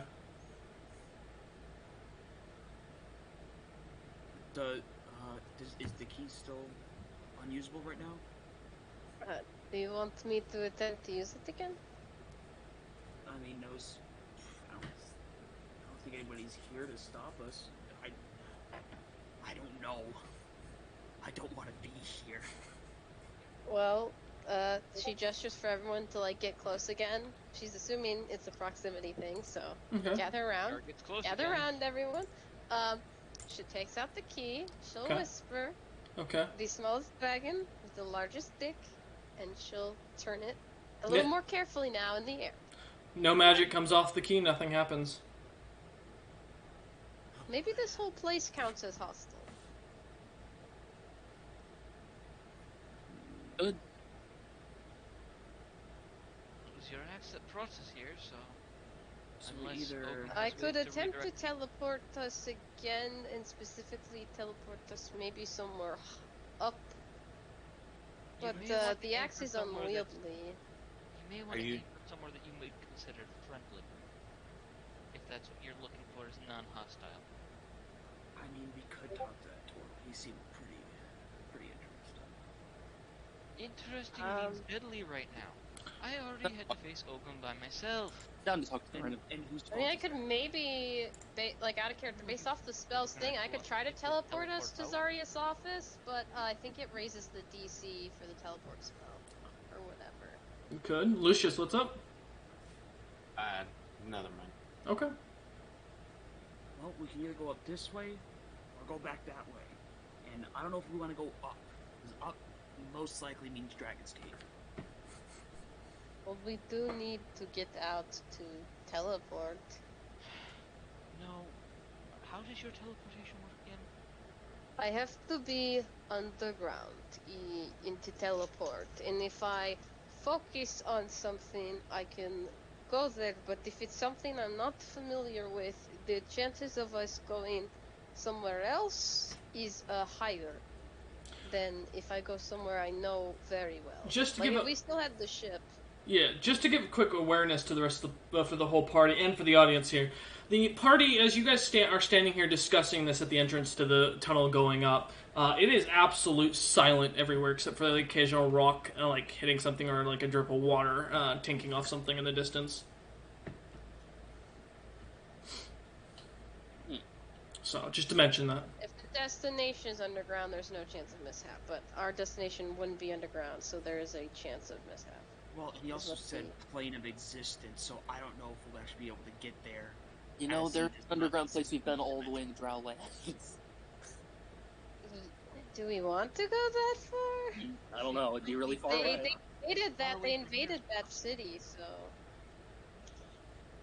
They invaded it. I don't know, destroyed it. guys. There, Why no, would we survive guys. that? You know what's gonna happen? We're gonna end up in that dungeon with those fucking death knights, and we're gonna fucking die right away. Well, no, they Yeah, but said the next Death time Knight said they wouldn't kill us next time we came. Yeah, they said we were No, they were invited. wanting a rematch, They wanted a rematch. They want a rematch, which but they're implies not death. gonna kill us immediately. Listen, No, I don't want no. any stupid ideas going on. Yes, I agree. I'm not risking it. Well, I mean, the If other we're choice is not- probably the portal that definitely works for the people we're trying to get away from. How do you know What about that? the other way? What He about is the in other the way? gate and he's sitting in a room where he's not chained up. He probably works for the people here. What if we go the other way and go that way and see where it leads? Go up? You want to go up? Yes. Cause at worst we go up, we hear people talking, we head back down. If not, we can maybe sneak out. Alright, wait here. I got it. Okay. You want me to back up on there? I can go. I have better. I can sneak better. No, I'll no, back you wait. up. And I'll go- Okay. So it's Terra, Hawken, and Temdar all going together, or is it just Terra? Dara said no to Temdar, so Temdar's staying. it's- Okay. Okay. Am I okay to go, or did you also? I said no to Hawken, but if he wants to, he's welcome to. I would like to come along with. Okay, crazy person, come along. If you die, not my problem. Let's go. All right. Give me, both give me stealth checks. And remember, Chess, because of the pestle trace, you get an additional 10. 41 then. Oh my god! That's what Trace is broken sometimes. I rolled a nat 20. I have a plus 11. 38. As you lot start walking, they just kind of disappear. You lot start heading up the tunnels, and as you start walking, about 20 minutes passes of going up straight up, and eventually you find yourselves finally at the entrance to the following floor, where you see it opens up to this massive castle where you see gnolls walking around. Hawken, you've never seen gnolls like this. These are a lot wider and seem to be a lot more magically in tuned, as you can sense the arcane coming off them. They seem to be going about their business. Many are talking. It's a little chillier on this floor. The ice is, you still see ice crystals forming on the walls. But you see as gnolls are talking, joking around, having a good time. People are walking across the markets. You see what looks to be some sort of soldier-like group that seems to be patrolling and walking around. And they seem to be carrying a couple of heads of what look to be decaying human heads.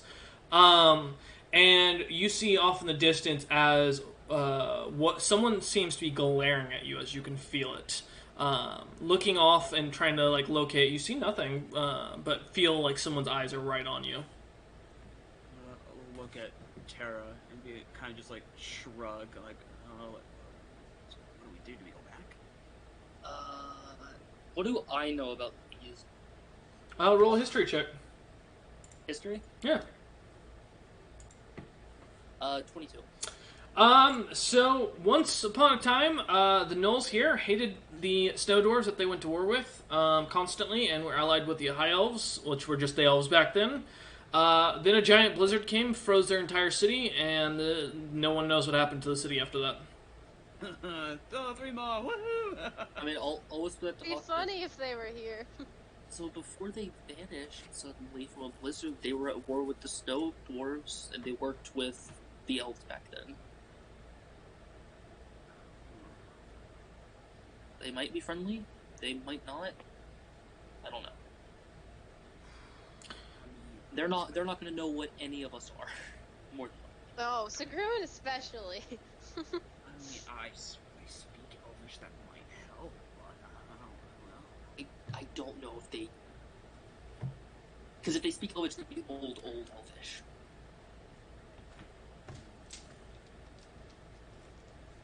I'll leave it up to you, Terry. You're kind of the... You know more about this world than I do, I'll be honest with you.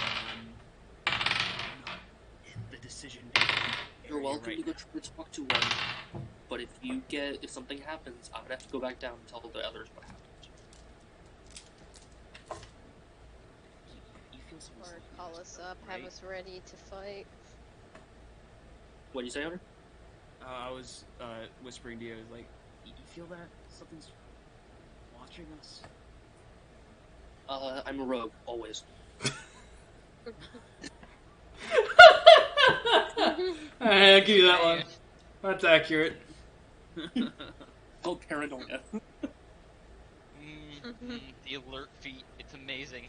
'Cause I don't the have hair- alert. Actually, but by the way, is it more of a predator have looking alert. at prey, or just observing? You're not sure. You've never felt this before, Hawken.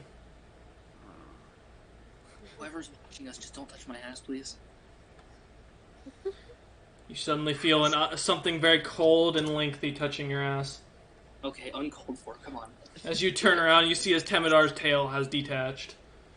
What? Sexual harassment from your own son. Wow, that's some insight. Temedar, you just watch as your tail seems to detach and go chasing after Terra for a second. Get in the bag of That's holding. why Oakham gave you that tail. No, it's going. Alright. As you go to go grab it, it immediately disappears and it reappears on Temedar's back. So, Tara, what's the decision? Are we walking in and seeing if they'll talk to us, and if bad things happen, we run down, or are we just gonna It's head either down? them or the turtle.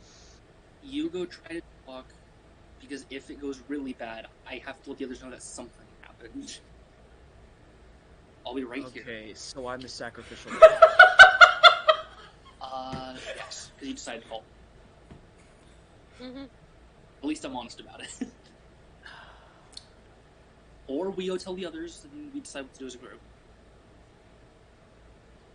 You know what? Temedar's great at talking to people. Let's do that. Oh my god, no. Oh, you know, the last person I want talking to people is Temedar. Accurate. I convinced the dwarves to disarm. Listen, My I've never roommate seen you friends with successfully fire really giants, I'm just persuade saying. someone. ever. Hey, I speak Infernal, so if Threema is here, I'll be able to communicate with them. I also speak Infernal, don't worry. Yo. Alright, we'll go in together. Because at worst, I can just teleport you out and you'll go teleport. I also speak Infernal. Alright. Yo. And Elvish. I speak Abyssal, Common, Draconic, and Primordial. Alright, Jesus. off into the breach, Tara. Let's go. Alright. So, are you guys gonna deactivate your stealth? Yep. Okay. Might as well. As you stop stealthing, kind of straighten up, you see a couple of gnolls kind of looking over at you, kind of start walking over to you nonchalantly. Both of them are carrying what looks to be like some sort of bronze spears, wearing what looks to be bronze plate as they walk over. And one of the gnolls speaking in Abyssal, kind of. Do either of you speak Abyssal? No, not me. No. Okay. Yeah, you hear as this like strange speak starts going off, and he just kind of stares at you and waits. I'll cast Comprehend Languages. Okay. As you do, well, you still didn't catch what he said because you cast it afterwards. Also, the problem is I don't think I can speak it back. I just understand what he's saying. Yeah. And he's just looking at you now, waiting for a response. He told me they were allied with the elves, so perhaps The elves. maybe they might know a little bit. So I'll respond in Elvish, being like, do you happen to speak Elvish? He looks at you and goes, "Huh, you speak the tongue of our allies. You're kind of ugly for an elf, no offense.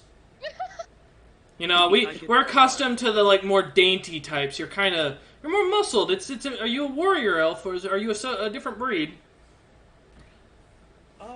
Actually, not an elf. He pulls his spear a little closer. As he points it at Not a dwarf. Not a dwarf. Kind of stands it back up and goes, "Uh-huh. What are you?" I'm a Nord. He looks at you and goes, "You mean that small... Small group..." He pulls a spear and out lowers it, aiming it at you, along with the other guard, and you hear what the other guard shouts something in Abyssal off in the as he yells alert. Do I hear the shouts? Oh yeah, you guys can hear them yelling in Abyssal, and calling for backup. Since I speak Abyssal, what do I hear? You just hear him yelling, calling for other guards. Temedar's gonna head up, and he's gonna wave the other two up with him. Yeah, I'm coming I up. mean no harm.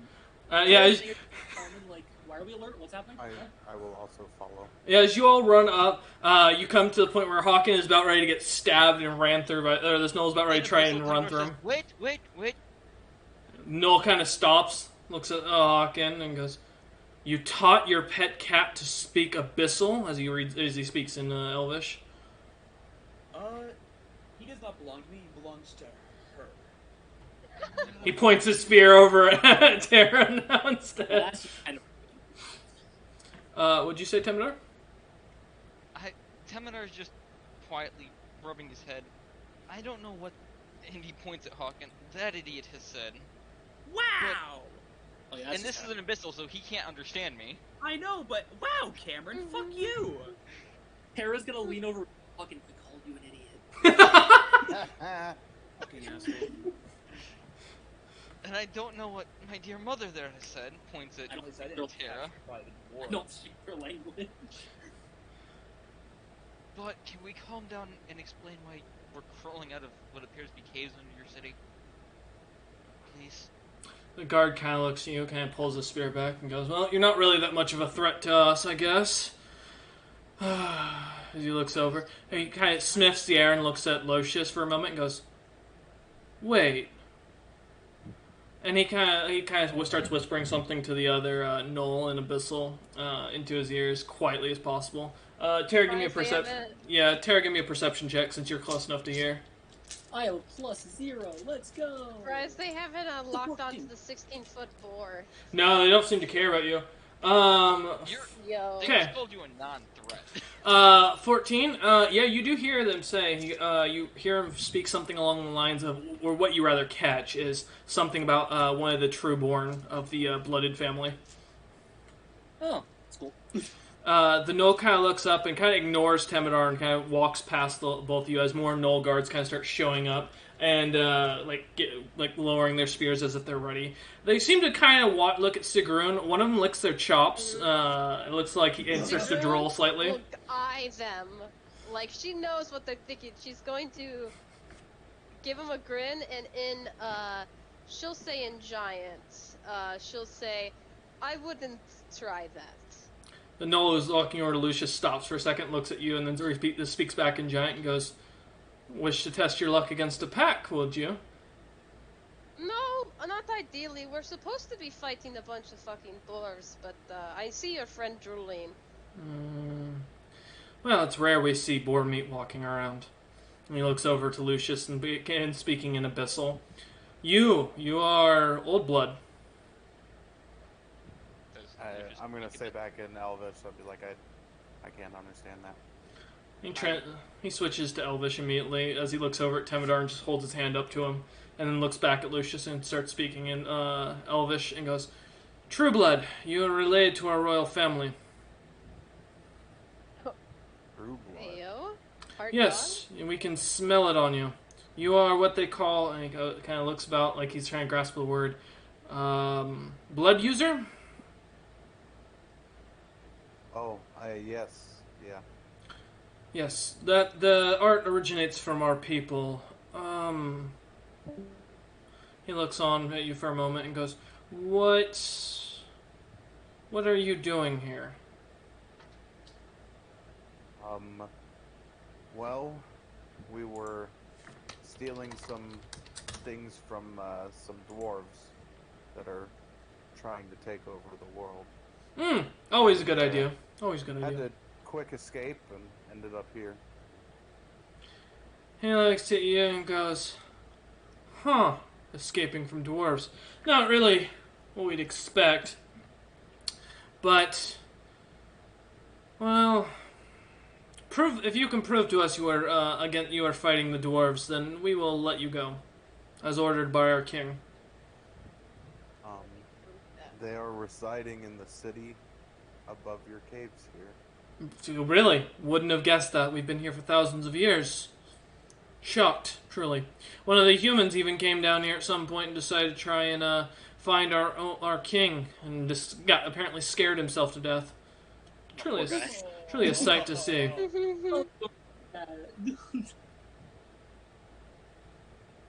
Tara's just playing with the ball that we stole. Yeah, I heard his second life didn't go so well either. Temedar's looking at his tail at this point, wondering why he jumped off and tried to strangle somebody. He looks at Lucius and goes, What do you want here?" We're just trying to get out of the city. Huh. Well, you succeeded. You are below the city.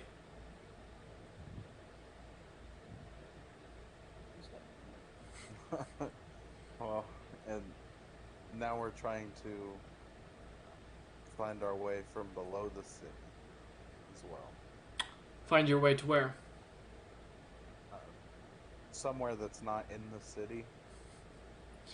He looks at you and goes, "Well, there are many tunnels that lead off. You should be able to find your way out without entering our territory."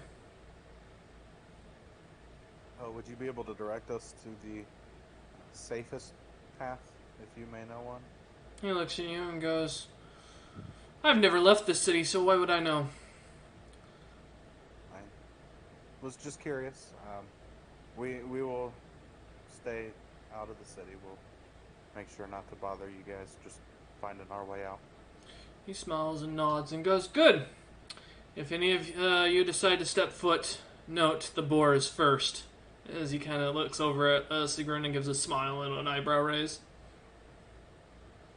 Well, guys, I guess Sigrun's smiling back, but So yeah, I turned back to them in common, and I'm like, well, going through the city is not an option. so. Didn't I feel got that the we vibe. can't quite prove that we aren't against our enemies. yeah, I didn't keep a dwarf ear or And anything. in truth, Hemidor's looking at his tail still. He's holding it a bit. Kinda got this from a dwarf, so. And this is common. I wouldn't say that too loud. Should we talk to the turtle friend, or are we just going to do the axe route? I don't know. I don't trust the X route. Do we talk to Mr. Turtle? I'm down. Alright. Might Yeah, as we talk well. to If he the turtle. aggroes us, we lead him to the knolls and they fight each other. The next time, I'm gonna be keeping an eye on my tail. The next time it goes off of me, Okay. it is getting stuffed into the bag of holding. Okay. I guess I'll give a polite bow towards the gnolls, because it's strange. I've never actually seen a gnoll that I haven't had to kill. Knolls seem to be eyeing you up as well, Hawkins, so. In Abyssal, before we go, I give them a courteous bow and say, thank you for allowing us to explain. He looks at you and goes, oh, I mean, I'm a peasant. I don't really have much of an option. Killing people outright is never a good idea. Good way to get yourself killed. And he kind of turns and walks off. The guards. They seem to be continue eyeing you as they kind of look behind over their shoulder as they start walking off, but otherwise they seem to leave you alone. Not a fan of these ones. They're not And bad. they're at least. They protective. didn't start trying to kill us off right offhand. She's Oh, looking at you, Jesus. Temidar. She's just looking at you, Temidar. She does not look amused. Temenor's being honest, and he looks at her and says, sorry for flying off as fast as you. I forget that. I want you to tell me a race of people is not that bad when all of them look like they want to fucking eat you. Well, they Cat's acted man. because they didn't try to immediately. Well, they don't Mm. only one of them looked like that, didn't they? I'm pretty sure all the gnolls that were eyeing her did. No, only the one was ruling. Well, That could nonetheless, yeah, confirmation. Anyways, going well, back down to let's the go. Turtle Man. Turtle man, let's go. Okay. As you turn back around, heading up the stairs and then heading back down them again, and then you walk into the well-preserved room. The torches light up, and there's no one there. He left. He heard us talking to gnolls and he got sad, guys. We should have talked to him. you know, that actually makes me more terrified. Is the door behind him still blocked off? No, door behind him was never blocked off. It enters into another wide room that seems to have a small wall in it, and a bunch of scratches. But you can get around the wall very easily. Let's go. Sigurd, you should go first. Yeah, Oh, yeah, Sigrun- sure. I'm gonna walk up just behind Sigrun, being able to fast. I will be One movement. stealthing. Okay. Go ahead and roll stealth. As Just because she's being cautious, just in case. I will say the So, entire can I area pass is. without a trace? Yeah, plus 10. It's less of a visual stealth and more of a she's being audibly quiet. Yeah, so, I gotcha. I um, will say it's absolutely dead silent besides you guys talking in this area. Okay. 20, So plus 60 10 plus 4 still, is that's 20, plus 10, 32. 30. 30 for my stealth. Okay. 35. Yo! High five, And I road got shit. a 32, sticking Good. close behind her. As the okay, I go got ahead. 2 natural 20s. What Nice. the hell? I got a natural 20 rolling stealth the first time. 2 more natural 20s now. If only you saved Pretty those for combat. Yeah, tell me about it. What's up, Lucius? Oh, did you say you did a pass without a trace? Yes, he did. Yeah. So people get a plus 10 to their stealth. Alright. I gotta roll 2 because I got a disadvantage.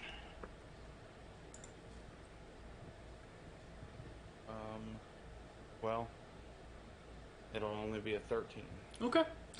As Sigrun kind of walks in and the lights or the torches light up once more, Sigrun, as you walk around the little wall at the front, the entrance to the room being this massive, long, what looks to be room that just seems to have appeared in here. As you can see the imprints on the ground that used to be underneath it. You look around, you see massive claw marks, the signs of fire and battle having been done here, and a completely empty, just solid white room. Nothing there, minus that wall. And a little bit of blood and, some signs of battle. Mm-hmm. Okay. How fresh? You'd guess, you know what, give me a survival check. Can do.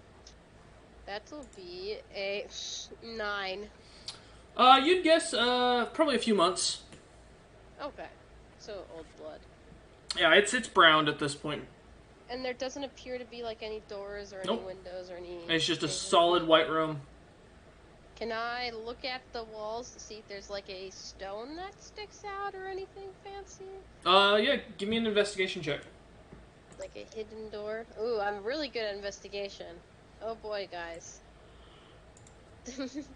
I got Can't a wait. 3, but I get a -1 bonus, so it's an amazing, wonderful 2. The walls are completely smooth.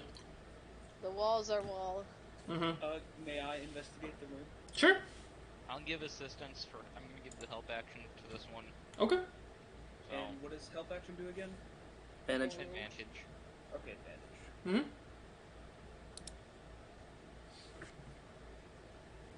22.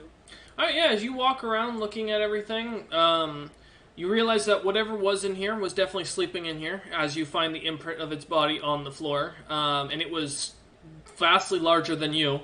You're not sure what it was. You also know it was very hot because you can see smoke or burn marks on the floor where it used to lay. Just slightly showing now, as it's been a while since the creature was there. As you look about, though, the walls are completely flat. There's nothing out of place. It's just a solid white wall. You're not sure the material it's made from. You have no idea anything about anything else about the item or the room. It's just solid white room. There's nothing of uniqueness in it. And so and if I am correct, the only passes were up to the knolls and this one, right? Yep. You didn't get a chance to search the outskirts of their Knoll's territory, see if there's another cave going up. You also do still have Sigrun's axe. There is nothing here. Nope. There's no safe way out. It seemed like that it'd be without a possible fight with gnolls. Well, Sigrun? It's up to you. We can attempt the axe, but I need to know the place we want to go to so I can focus on it. I'm going to give the players a minute to think on what they want to do for it while I run to the restroom. Is there a place, Sigrun, that you have been to that touches the ground? That is underground that I could think of? No, the wolf face was collapsed. We don't want to go back to the jail cell. The drow place probably has dwarves at it. We could go to the fire giant place, but then we'll die to the fucking spell. Maya, there's one place that you're not thinking of, which at this point would probably be safe. What one's that? The old wolves bunker. I doubt it's on fire anymore. It's been a long time. Well, but is there a way out? It got collapsed in. Yeah, but it's only being blocked by Still, how far is that? We don't have the ship, so traveling back to places is gonna be a fucking pain. Yeah, but anywhere that's not Dragon's Gate is better than this. True. Temidar Although I'm wondering, because I'm pretty tentatively sure. suggest somewhere in the Genasi lands. Because who else wrote the phrase down? I wrote it down as he was saying it, and I wrote down largest. Dick. Did you also have largest, or did you have biggest?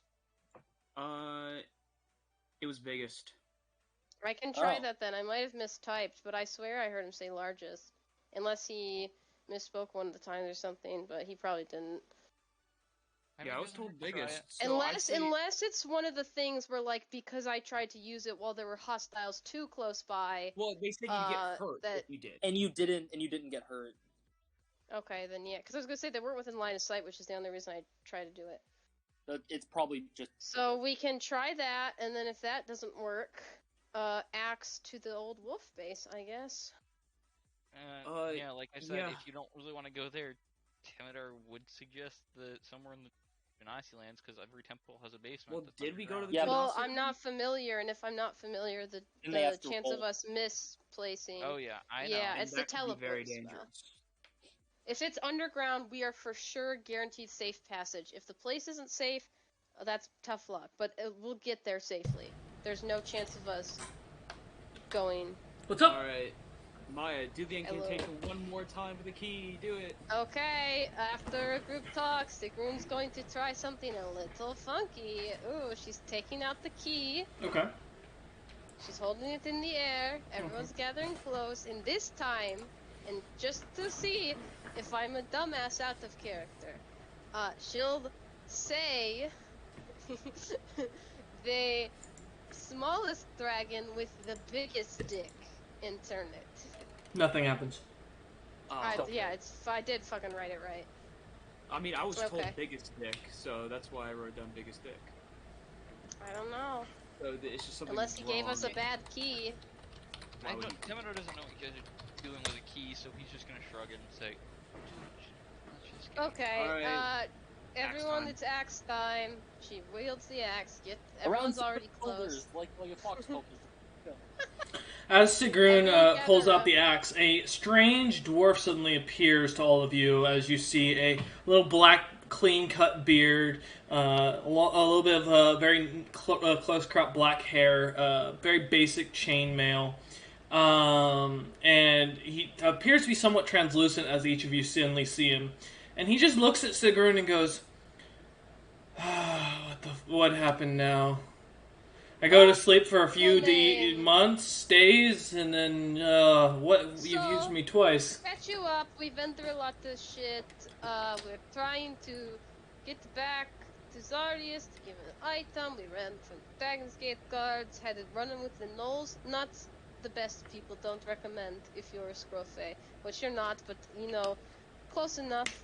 They might still want to eat you. And now we're trying to teleport somewhere out of here that's safe.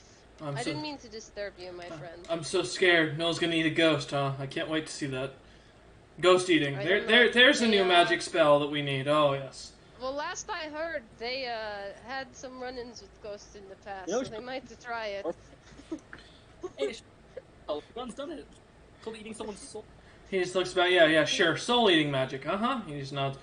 Why are you using me twice in one day? You know, you never used me before this, and now suddenly I'm being used every second. Why am I being dragged? Why am I teleporting, you idiots?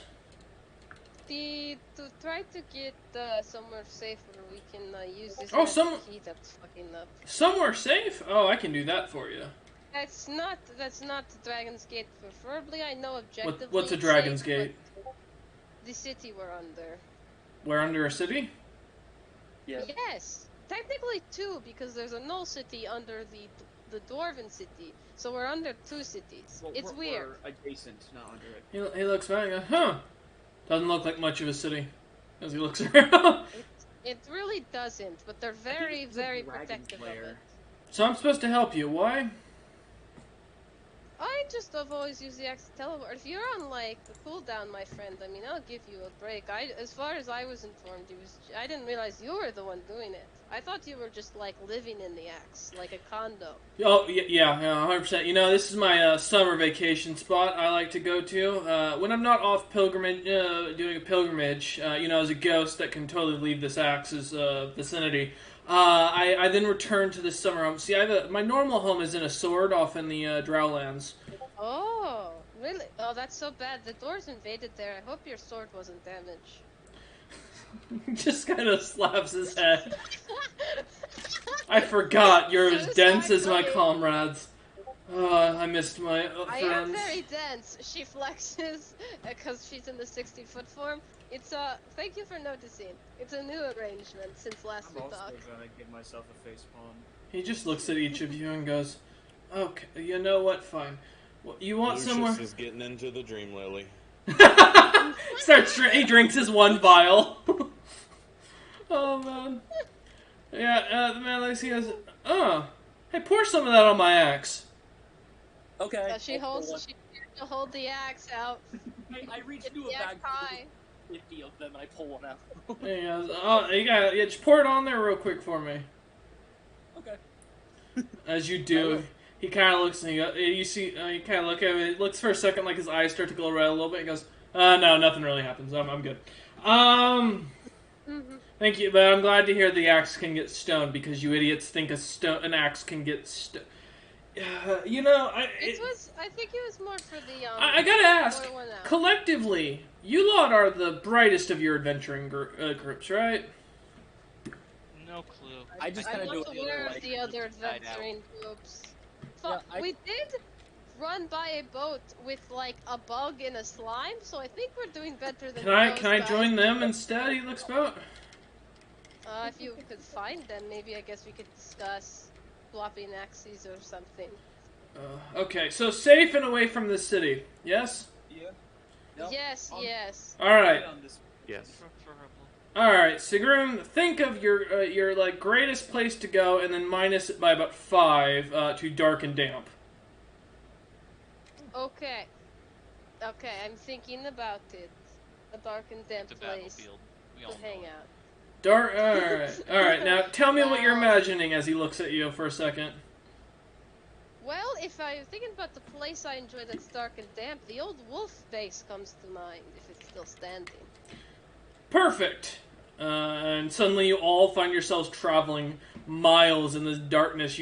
All of it just completely blacks out for the rest of you, minus Sigrun, who sees as they just basically are traversing through thousands of miles of stone. As you continue on, about an hour passes before you finally find yourself standing on top of a mound of dirt that's right beneath a what looks to be a little like stone roof that has been put together with a couple pillars to hold it up.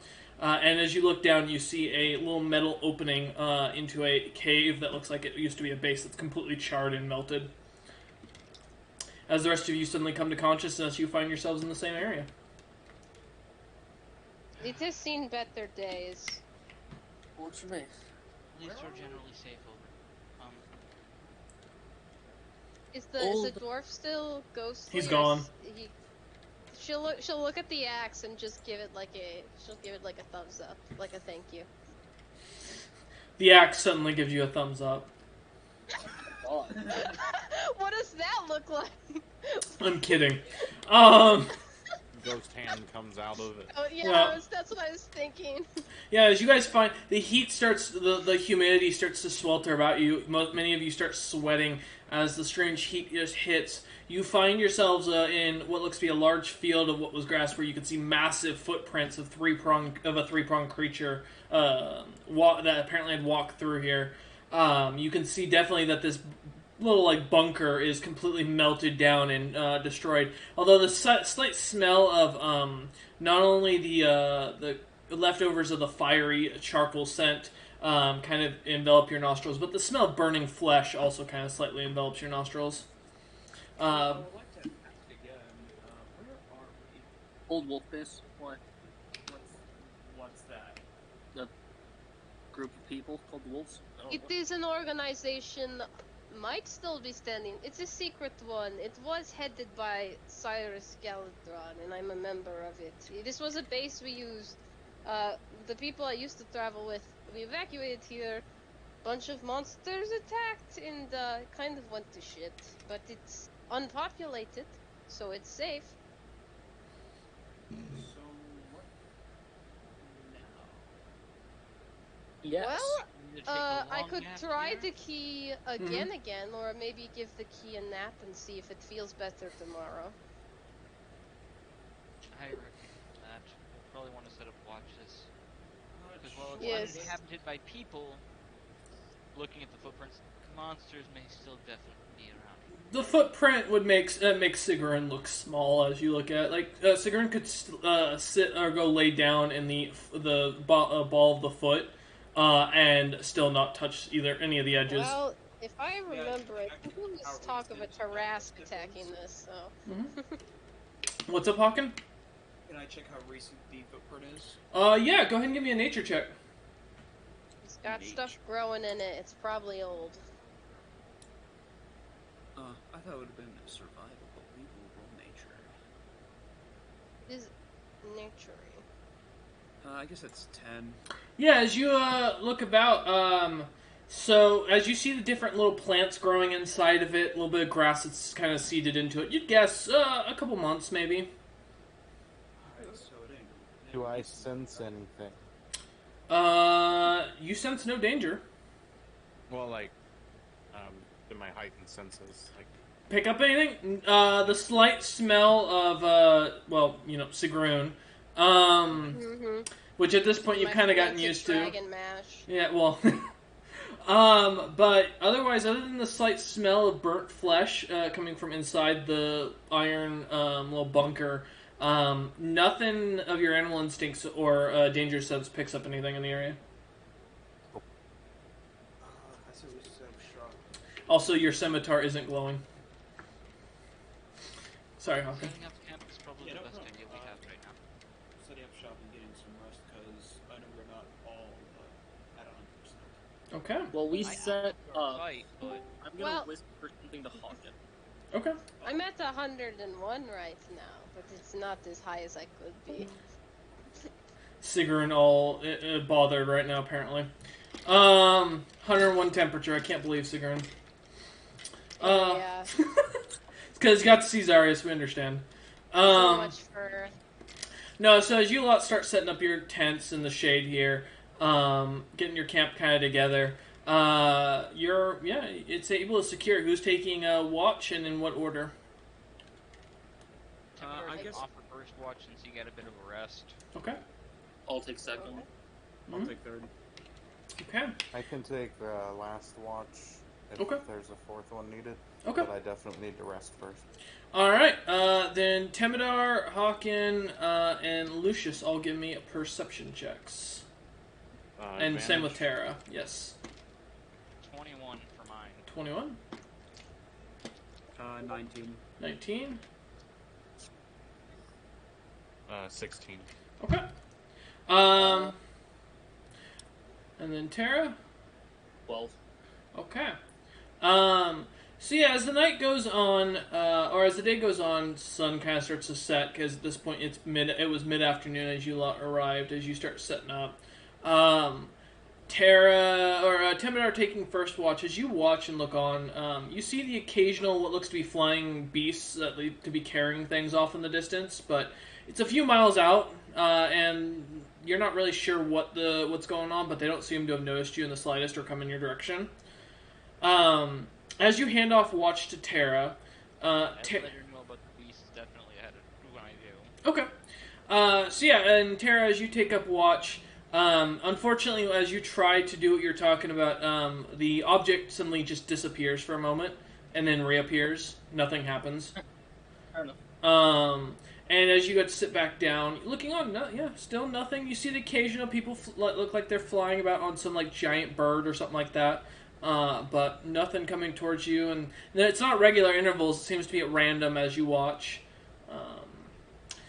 Moving on to Hawken. Hawken, as you kind of get woken up now with the moon high in the sky, you kind of start watching. You see some lights off in the distance towards what looks to be a town that you can kind of barely make out on the horizon from all the light that's coming from it. This is the first time you've ever seen a city so bright from this distance. And as you kind of watch, nothing seems to pop up or move around. As you go to hand off watch, though, to Lucius, lastly, with you being on the last watch, coming into the morning as the rooster crows, as they would say, you look on, and nothing seems to catch your attention. The city in the distance, you managed to make out some buildings that are really tall, and it's still brightly glowing from this distance. Like, the city was lit, looks like all night from what you've been told. But no one seems to come in your guys' general direction as y'all wake up and get your long rest. And that is where we're ending today. Would I be able to attune to my cage while I'm on? Yes. Oh yeah. To the staff counterspell. Yes. Never mind. So yeah. No problem. All right, and that's where we're going to end today's session as we start planning for the party to figure out what they're going to do next to go find these other items. We thank you all for joining us, and we'll see you guys tomorrow for Monday's session. As a reminder, there will be no stream on Tuesday or Wednesday, Due to the heat wave that's going on currently in Seattle, it is too hot for me to stream after work with 2 computers working all day. So, sadly, that's going to have to be how it is. So, we will see you guys next time. The one